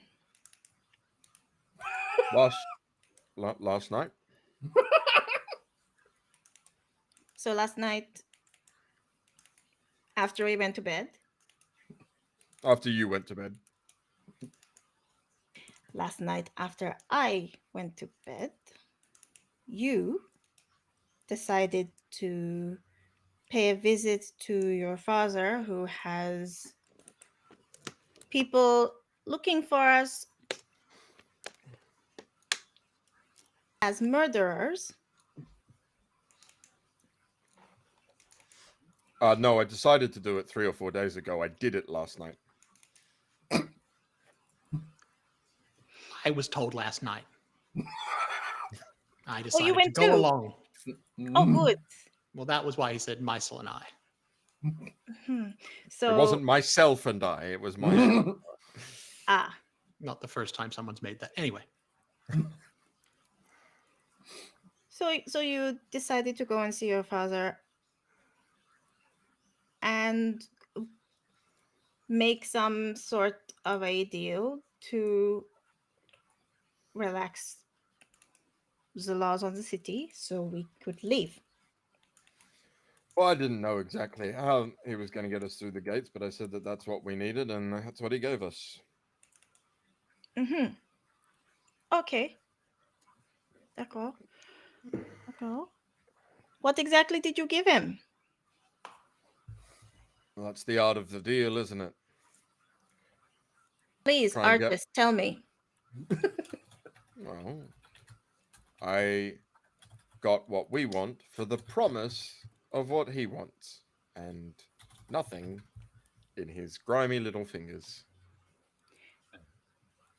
He wants Chevalier. And how do we get Chevalier?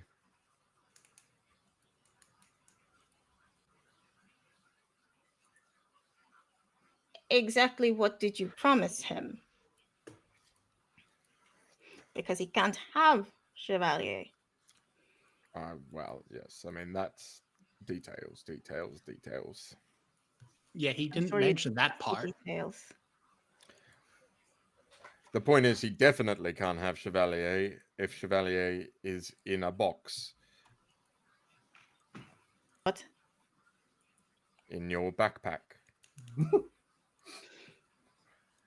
Whereas I have sold him on the illusion that he could have Chevalier should Chevalier return to existing. Which is part of the intention. Correct. And then what?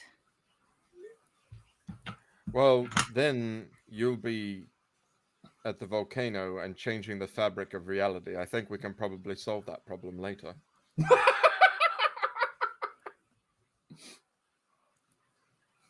Yes, the cake discussion. What if it's like cake? I guess I'll add it to the fucking list.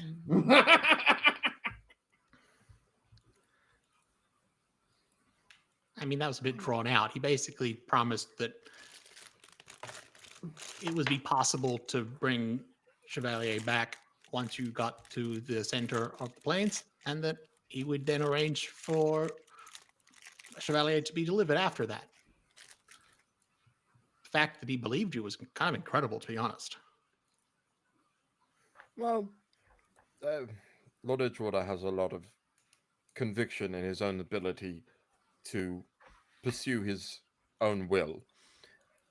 Oh yeah, he had that. He was very threatening at the end. Well, he was trying to be very threatening at the end. I see.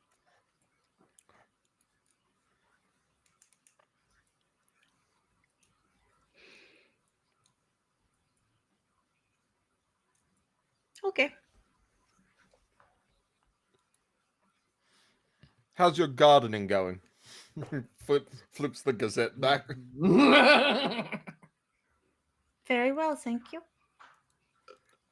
Will it be ready to travel with us? Safely? Ideally. I don't know. I think you're going to have to ask it. I think you're going to have to ask it. I think I'm going to have to ask it. That's my goal. Just make sure to pack food. Lots of food. That can be arranged. Oh, good. Is your father going to help us with that too? No, I have lots of money. Oh, good. I'm glad everything has been sorted out. Very simply. And without too much strife. Or death. I feel like we're in a Noel Coward play right now. We are. Oh dear.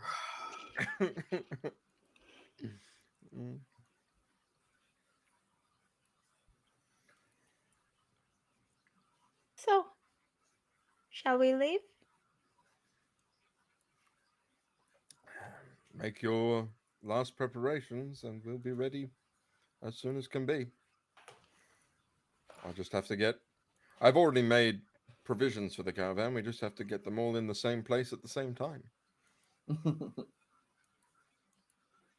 Okay. Mysel, do we need to have a chat with our fur-laden friends? I think they're just going to go wherever Alexandre is. All right. Well, that tend sounds to perfect to me. They tend to. So far, they've just sort of made a lot of effort to be on the periphery rather than. They seem to actively not want to interfere, unless they are forced to. Maybe you could let them know to keep an eye on everybody that I've hired for anything suspicious. I trust them about as far as I could throw them, which is actually impressively more than it was a few months ago. It's more of a broad definition of throw, but yeah. Can you throw people through time, Mysel? Stinker.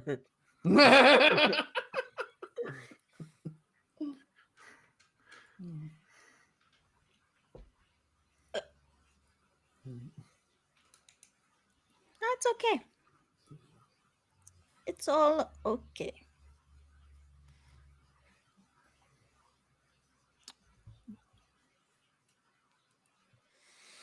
Remind me when Elena said did Elena say something like she had some stuff to do, then she was going to get in contact? As I recall the conversation, it was more along the lines of she did want to speak to Alexandre, but essentially there were things that needed to be straightened out before she could do that. And at that point in time of the conversation, she was staking out a magic shop or something. Yeah. Which is very yeah. So you're not entirely sure, but yes, the idea had been that, yeah. So, I imagine you'll need to have a discussion with your grandmère before we leave. Not necessarily. I imagine you should have a chat with your grandmère before we leave. It's a different question. It's not a question. I do have a question, though, is do we want to deal with our well-carved friend before leaving? Depends on who the sacrifice is. I believe that's due to happen this morning. Should we take a stroll over to the Temple District? Sure. Sounds like a good idea. Do I need to bring people, or are we good to go? Are any of those people a sacrifice? Because that could save some time. No, they're my people. They're our people. Then yes. Probably a good idea to bring as many people. Ideally, Stokist, people. do you want to sacrifice yourself to the god of carnage? Now that you mention it, no. Funny that. Me neither. Well, apparently the sacrifice knew, so maybe they do. We don't know. Willing sacrifice. I It's mean, murder otherwise. You can't have that in a civilized city. True. if we're taking steps to prevent this from happening, she has quite the entourage. That's true. Good point. Well, I mean, we should probably find out what it is.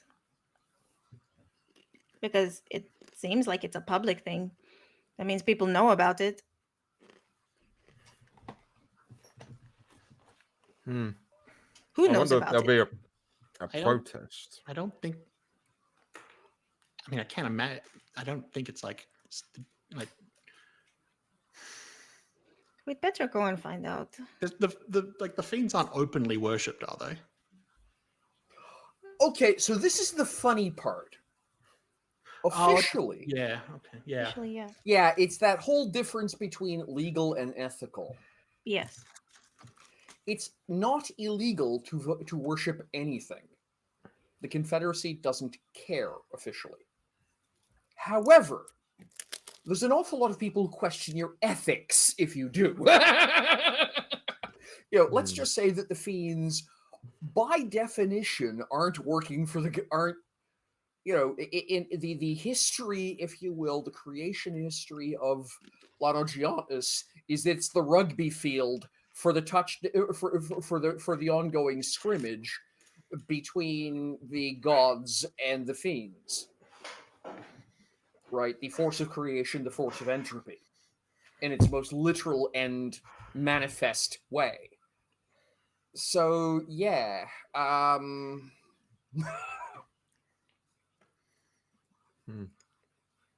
But is it illegal? No. Now, obviously enough, Deliverance of the Dawn has a very strong opinion about this, as does the Burning Lash. But officially, no. The Confederacy does not care what you do as long as what you are doing basically follows whatever laws are applicable. So murdering someone is gauche, shall not be done. But it's the same way, slavery is illegal, indentured servitude is okay.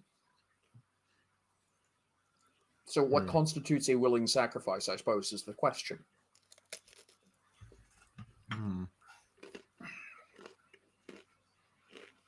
Let's go find out. Yeah, I've lost my appetite anyway. Crunch, crunch. We're gonna go. All right. Are we taking your golem with us?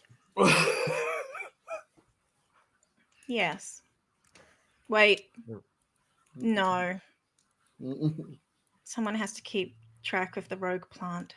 Could bring is the that its job? At the moment, I don't trust him yet. What's his name? It's not Stormfang. Stormfang is someone else. It's something like that from memory. Something Fang. Emo goth plant. I mean, it was sort of Stormfang. There we go. Yeah. Emo goth rose bush. What's the golem's name? It's like just boulder or something. Granite. Granite. Yeah. Granite. Very Made simple. of is named. Goes by the name of. Is the name of. Is. Name, creature type, ability. Yeah. Correct. Really good pencil if you happen to be that size. Yep. So yeah. Have any of you seen the trail played the Assassin's Creed game that takes place in London? A little bit. Yeah, okay. There's a couple of scenes where essentially the two assassins, the brother fancies himself a criminal mastermind and sets up a gang called the Rooks, because Victorian England gangs were a common part of life and a common part of the power structure. And so there's more than a couple of scenes where you see him wandering around with the top hat on and this horde wandering along behind him as they're just showing up to clean someplace up, right? And for lack of a better way of putting it, that's sort of the image that's going on right now, because, Mr.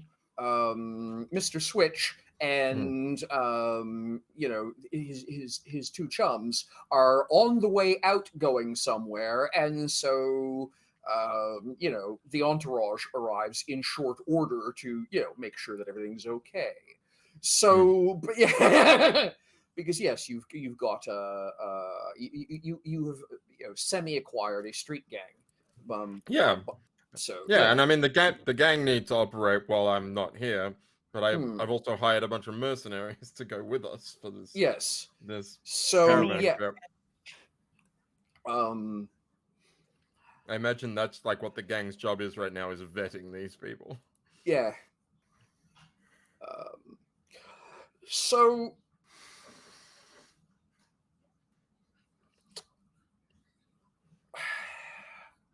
You know, when you get out of a shower, and it's just as humid out of the shower as it is in the shower, that kind of greasy sensation you get on your skin, like you failed to take a shower in some way in spite of spending 15 minutes and a quarter bottle of conditioner doing so. That is the sensation you begin to experience as you arrive on Saints Hill. A lot of people don't seem to be noticing. But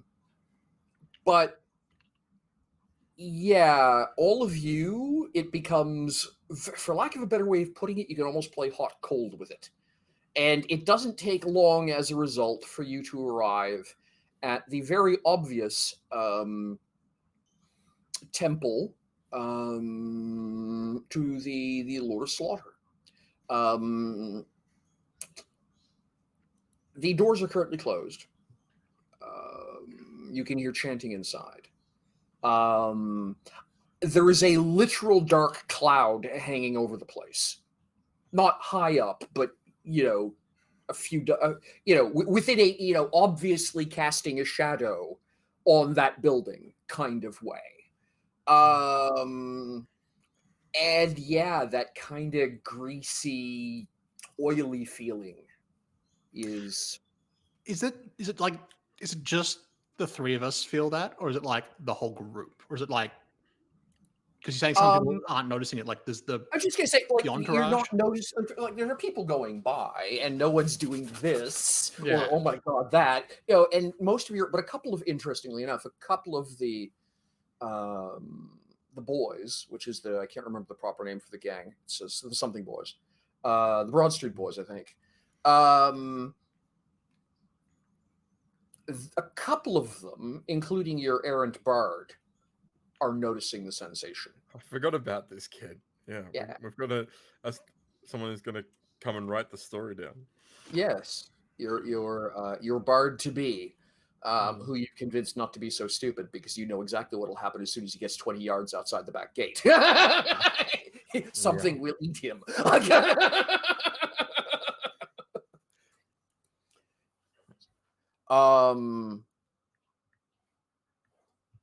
So yeah.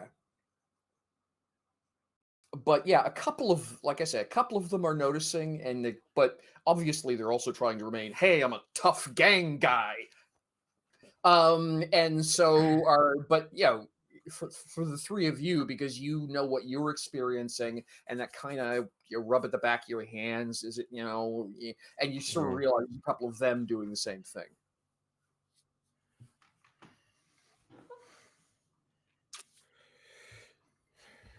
Well, at least we know we're going in the right direction. And there's just like a temple. Is it like you said? There's like a temple to the Fiend of Slaughter. Yeah, so it is a massive structure by comparison. It is henge-like in its design. It's probably the doors leading in are 3 heights of a person, 4 heights of an Alexandria. And all of it's dark stone. Black, deep granites, deep granite, basalt, obsidian, black marble. Just heavy, oppressive choices in terms of color.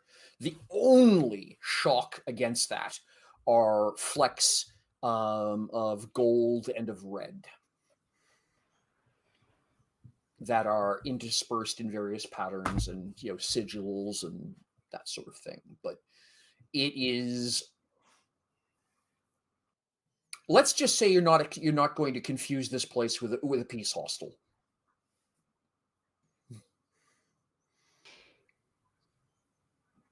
Is it bigger than most of the other temples? By footprint, no. It's about the same size. It's about double the height. Right. Because of course this is a confederacy. Everyone gets the same size plot because we don't show favoritism. Mm. Well, except for that one over there. I can't. There's the Saint of Order. I think it is. I can't remember. I'd have to go double check. But there's one of them is basically the saint or the god of justice and order or something like that. Theirs is about a third bigger than everybody else's, but everybody else all the same size.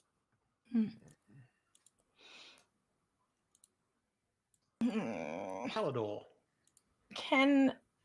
Sounds right. Can Alec?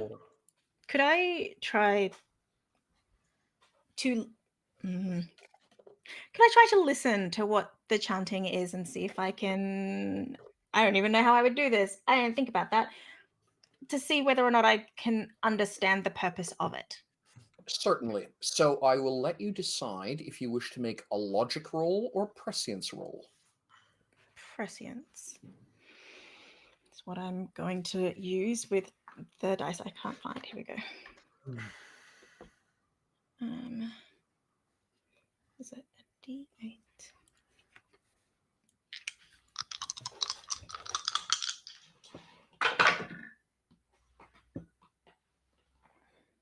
That exploded. That's lucky. Wow. Okay. 15, 20. Okay.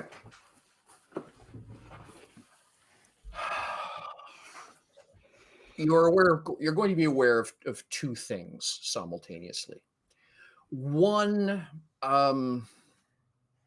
you all see the Disney sketch where the harp is so huge and there's all these brass players sitting around that the only way the harpist can get out is basically opens the door in the middle of the harp, steps out, goes and changes the sheet music, steps in, and then closes all the strings like a gate. It's an old, I think it's an old Warner Brothers Bugs Bunny kind of thing. Anyway, for lack of a better way of putting it, you are encased in harps. You are surrounded by a defensive wall of Le Chanson. Its music pervades the air around you. It doesn't like this. Your friends are out on their own. You are protected.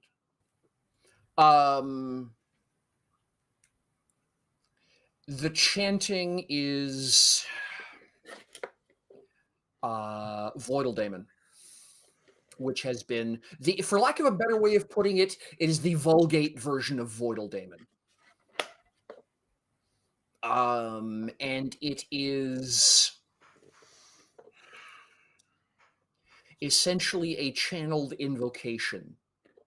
It is the purpose of the chant is the incineration of a human soul.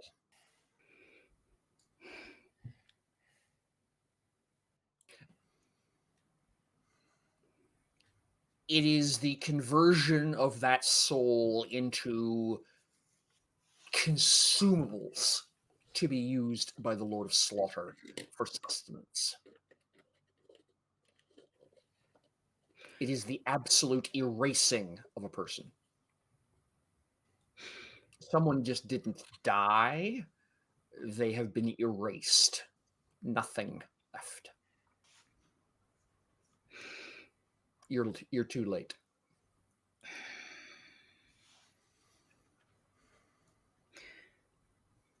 So I mean, you could possibly interrupt the erasing process. You know, there might some fragment of their soul might survive, but they're dead. You can tell that by the purpose of the chant. I mean, they would have to be dead. Yeah.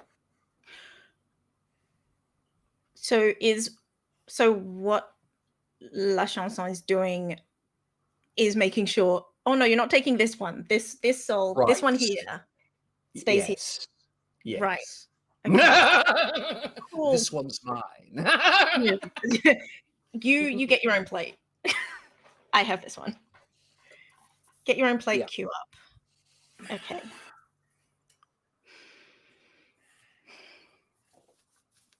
How does that make Alexandra feel, by the way?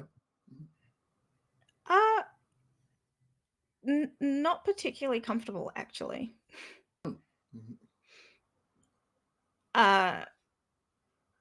Largely because it is a sense of cagedness. Mm-hmm.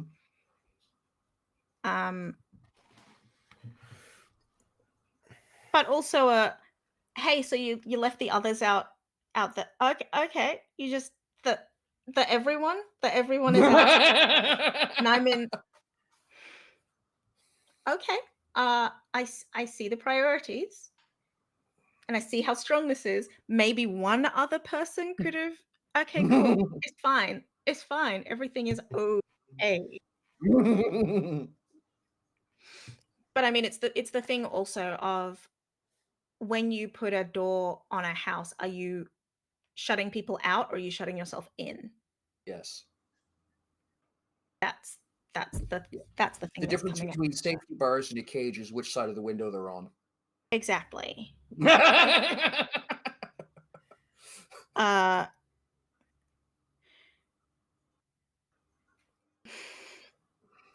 time is it? Is it time for me to use that? Hang on. Actually, yes, it is. It's just about wrap time. Yeah. Whisper of the Wild. All right, then. If I go inside there, are you going to stay here? Yes.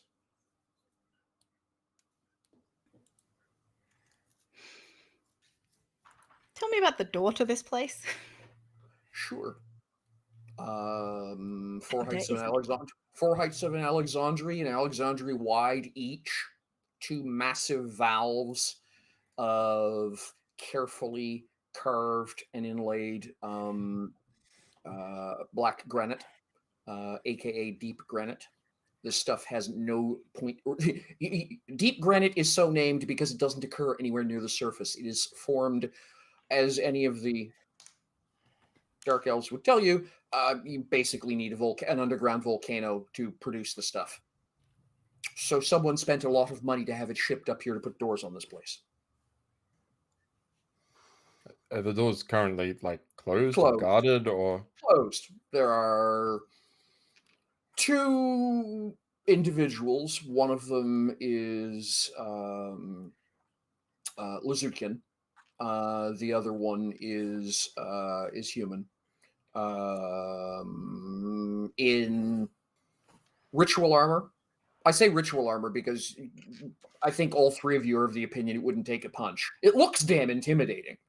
You know, all kinds of sigils and, black tones. That, very clearly their outfits were designed to match the doors. But, I think all 3 of you have said, but there's a gaping hole right there. You're all looking at a different gaping hole, by the way.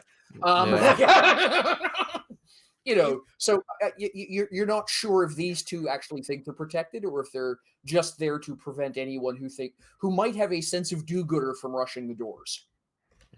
Do the the guards have a similar sense to the entourage in that there is what we are seeing is illusion. Try that again. Sorry. Like in the same way that when she arrived, her guards were all glamored demons. Do the guards have that a similar sense of being glamored? No, not at all. No role required. No. For lack of a better way of putting it, 2 underpaid rent-a-cops is the best description I can give you. They're largely there to provide a scream alarm. Are we going in? Alexandra is gonna go up to those 2 people and say, opens the doors. What's your name, please? Says well. Oddly enough, it's the lizardkin that actually says that in that exact tone, and picks up a clipboard and flips. Alexandra. Last name, please. Donadieu. Flip. You'll have to excuse me. I'm not used to your language. Is that Donid? Donna or Donny? Don. Oh yes, go right in. The 2 guards kind of snap a fist-like salute. You are apparently on the guest list, and they open the doors for you. And that's Alexandra's not going in. Just open that one out. I'm not taking a step in. I want the doors opened. Yep. I forgot that we had like abilities in this game, and I would have liked to have used Silver Tongue on I was on Lord waiting for Edgewater. that, but yeah. I forgot that it was a thing. Maybe we can have a chat about it later. Yeah, sure, that's fine. Because it takes you 5 minutes to go off anyway, so you can ask that question. Just figure out what question you want to ask. Pop it to me on the Discord, and we'll do the answer on screen next week. Okay. Mysel steps up next to Alexandra and just sort of like quietly, just sort of to her, just like, so what are you thinking? They're dead. The soul might be salvageable in some way. Okay. But I can't go inside.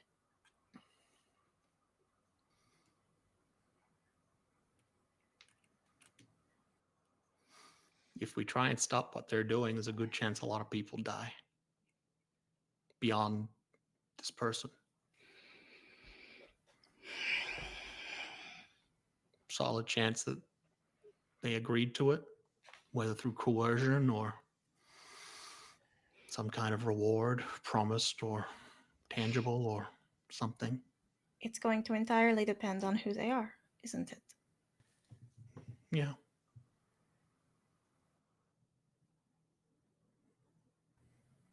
But you're not coming in. If I... Are they with you, miss? Says the lizardkin. Yes. Okay. Well, you're on the guest list, and it says end party, so I suppose that means they can go with you then.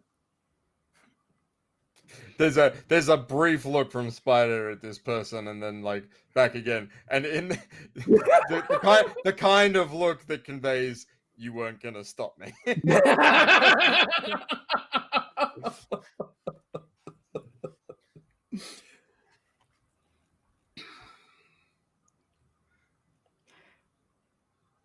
If I go in, La Chanson cannot go in.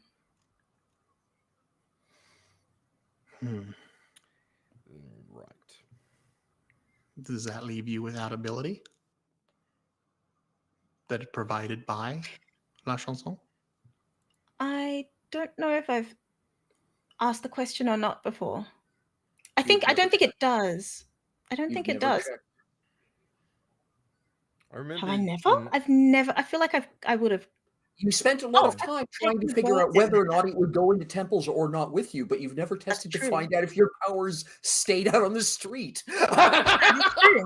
That is. I mean, I've taken the birds in with me. They. Oh no, Yes, but they're live. but they're under all, their but they're skin. independent creations. They're That is living true. being. So yes, you have never. I It's don't know. not anything. I've been very careful to track this. You've Yeah, never yeah. actually tested that.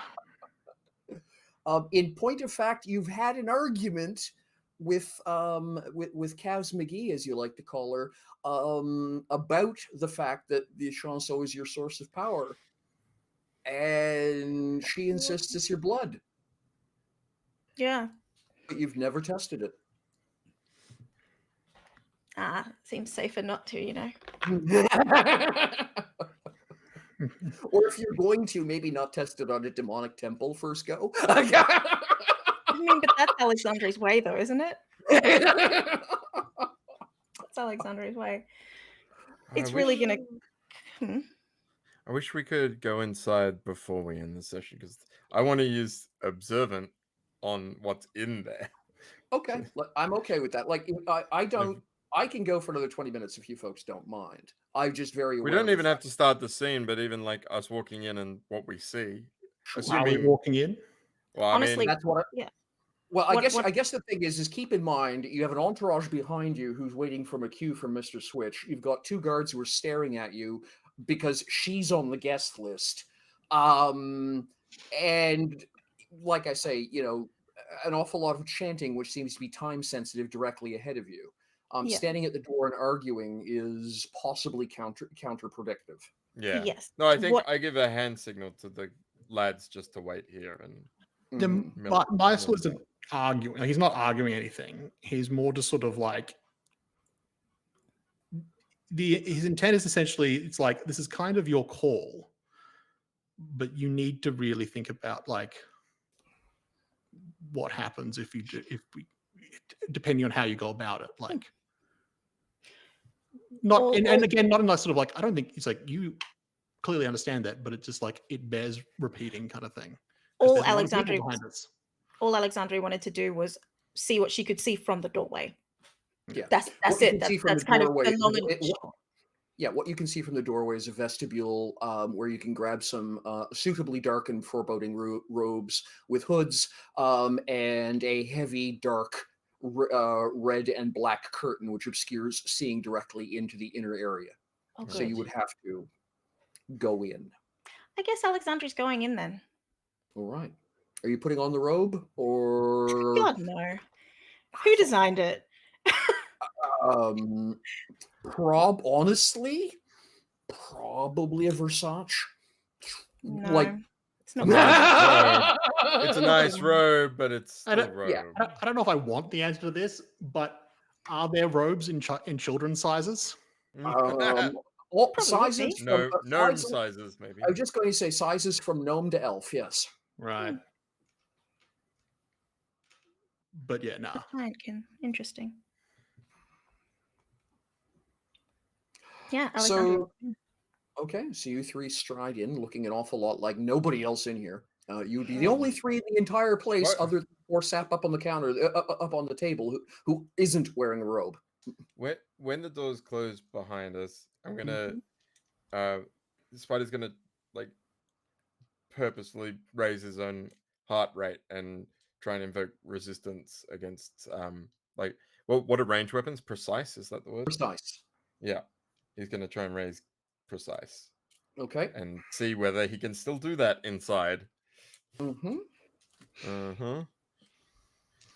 You are disadvantage 1. Disadvantage 1, really? Yep. Foreboding is the effect. So if I have 2d6, I've got to roll 3d6 and take... yeah. And take the lowest 2, so I re-roll the highest. Oh, they were the same anyway. But it's not... I don't know what. Well, actually, a better way. Yes, a better way of putting it is you have disadvantage 1, so you throw out the one highest dice. Yeah.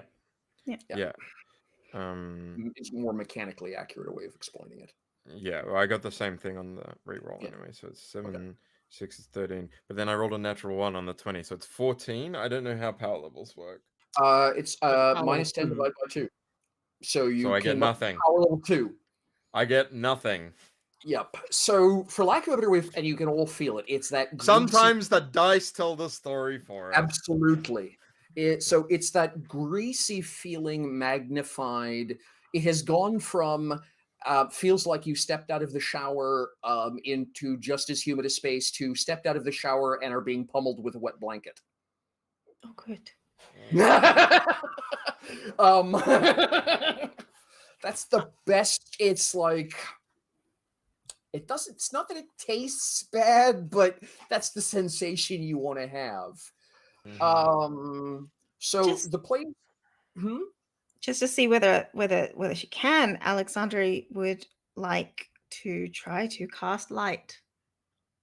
Certainly. Disadvantage 1.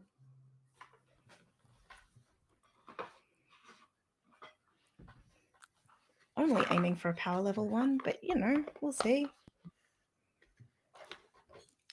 That's creation based. It is, yeah. Then you are disadvantaged 2. Oh, good.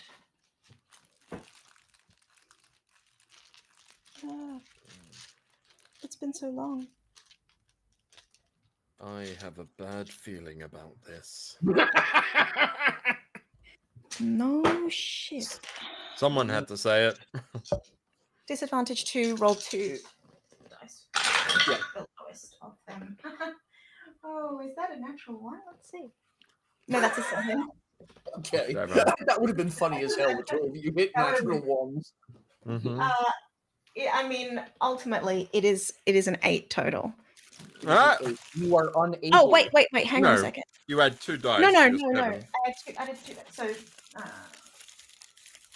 So It's an yeah, 11. It's an 11. Okay, which is power level 1.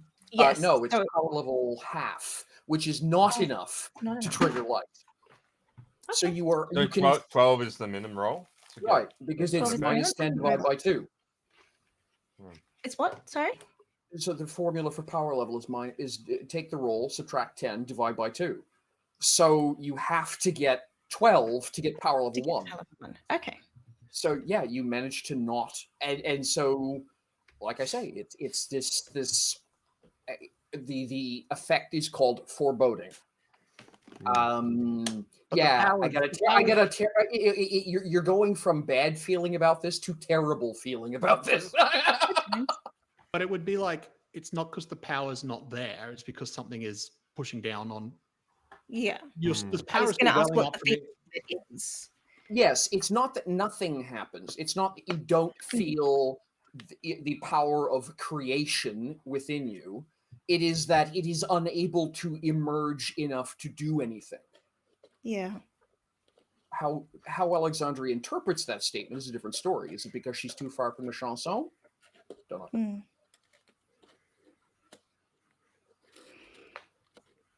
What do we see? Is it the fact that someone's running a paper shredder on someone's soul? Don't know. Time to walk through that curtain, I think.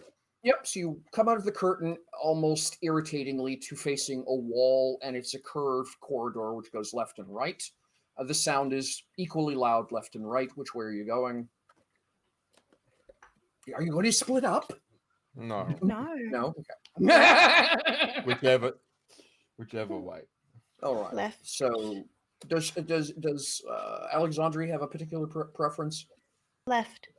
Left it is. So you will head around the left-hand side. It's about an eighth of the circumference, and you come around, and there's a huge platform leading downwards. Apparently, you've been walking up a slope. That piece that curves around also goes up, because there's no way they would have dug that far down. It makes no sense. So they've sloped up to give a falsehood of a descent into this place. It is... it has all of the charm of a medical school surgery training room. You have all around with the lighting focusing down towards the center, altar place with a unpleasantly dispatched body. male human, you think.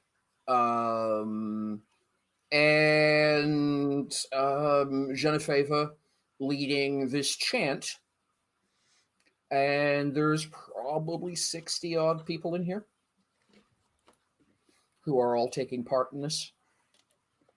And there are these absolutely serpentine motes of smoke twisting in the air, and Mysel has seen this before.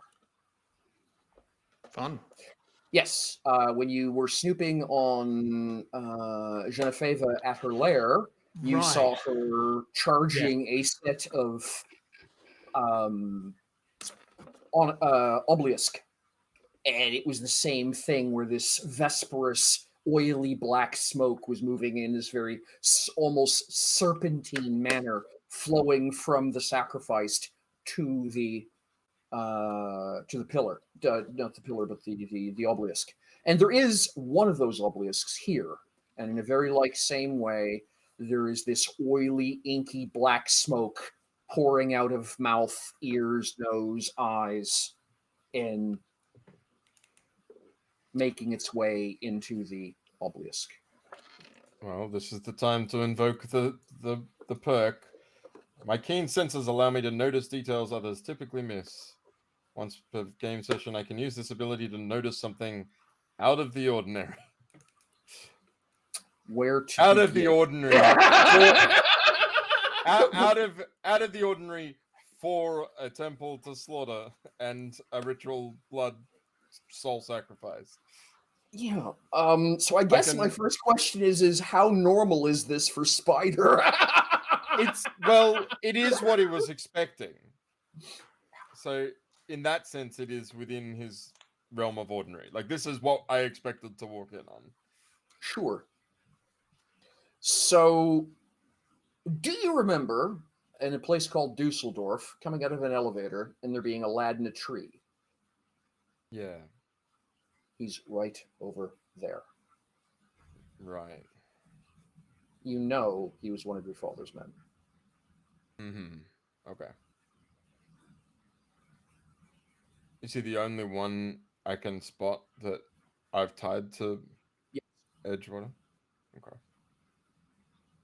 Okay. That works for me. Mysel. Alexandre. What would be the purpose of this kind of sacrifice? Slaughter's hungry. From what we saw, like empowering, if I remember correctly, because I got to watch her doing that, and then the conversation she had with Smithers and Alexandre as well. But then, like after she stopped talking to. It was like I got the impression that like it was part of what was going to allow her to send Smithers to us. Yeah, for lack of a better way of putting it, in the context you saw this first done, the obelisks are batteries. Yeah. And she charges them up with sacrifice and uses the energy to trigger spells or effects which she otherwise could not do. In other words, mechanical extended invocation. Yeah. In this case, the biggest difference is that the obelisks you saw before were obviously crackling with some kind of contained energy. There were these purplish, almost little lightning strokes arcing away from them. This obelisk is black, like looking at a black hole. Light falls into it and nothing escapes. If Slaughter is hungry, does that mean she's coming here to eat? No. She gets sure? the meal to go. Okay. Is there anything like Marcel can now, I guess, discern from like, casting his mind back about all the things that he's seen and learned across his life. Now he's actually in the space seeing this thing. Is there sort of more he can glean from what this thing might be? Or like sure. beyond. Make me a learning roll, please. Beyond disadvantage 1, of course, because oppressive. Yes. Foreboding. 23. Brilliant. Let's just say Slaughter hasn't changed his MO in a long time. Or her MO. It's kind of hard to tell. And this is pretty much what the kind of place that Mysel or Heraphanaise has put to the torch more than just a couple of times, because to say that nothing good ever comes out of one of these places is an understatement. Yeah. Even the giants didn't like this. I'll pass that along. It's never good. I mean, you can assume, but like, it doesn't matter what Slaughter is, is prepping to do. Like, this is prepping to do something, and it doesn't matter what it is. It's bad. Or done already.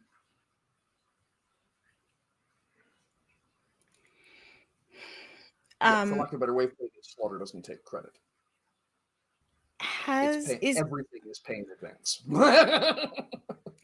Is it done? I suppose the question is, what does done mean? They're still chanting. Is there something there to save?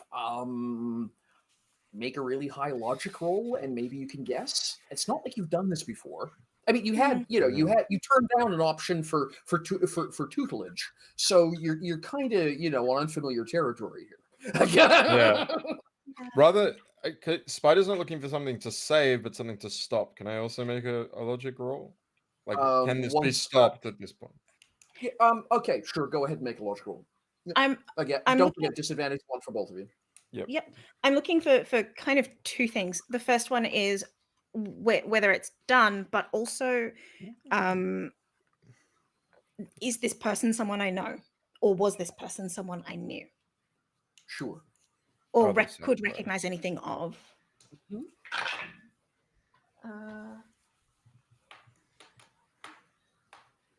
19.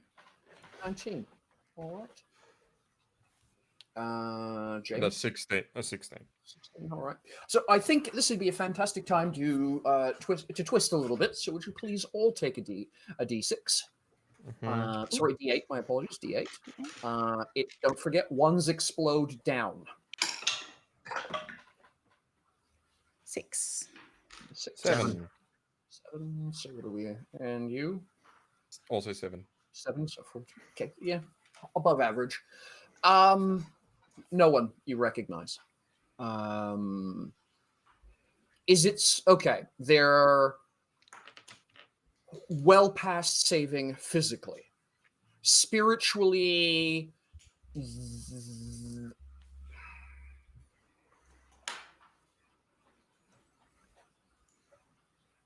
based on your prior question about the music and what it was, for lack of a better way of putting it, they've only hit the first movement.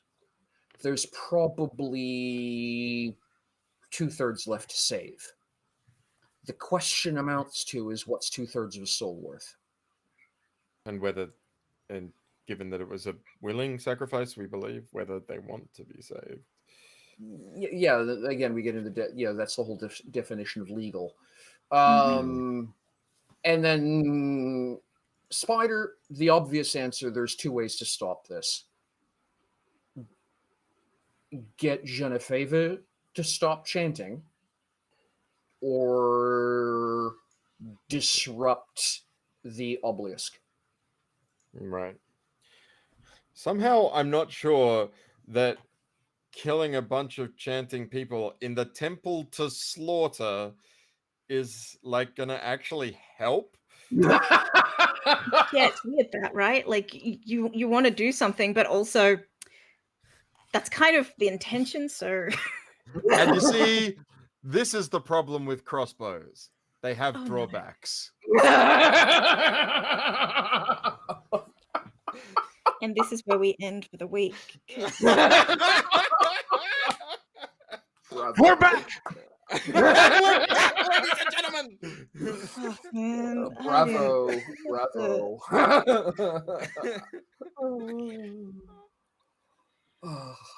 Delightful. Is there anything left in here? Not enough gin in the world. Truly not. Truly not. Yep. So yes, but that is where we will leave it, because anything from this point, Genevieve will be aware of your presence momentarily. You're the only three in the room that don't look like everybody else. Mm-hmm. And without putting it too bluntly, you were on the guest list. Mm-hmm.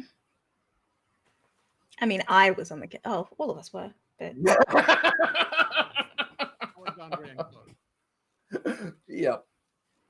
Genevieve is many things. Naive is not one of them. She wouldn't expect you to show up alone. well, I You're mean, just not that stupid. no, put the other names on there. It's a bit of a social slight, to do something like that. Absolutely. She's pretty much made it obvious. She's got no opinion whatsoever of Spider. And true. well, Yeah.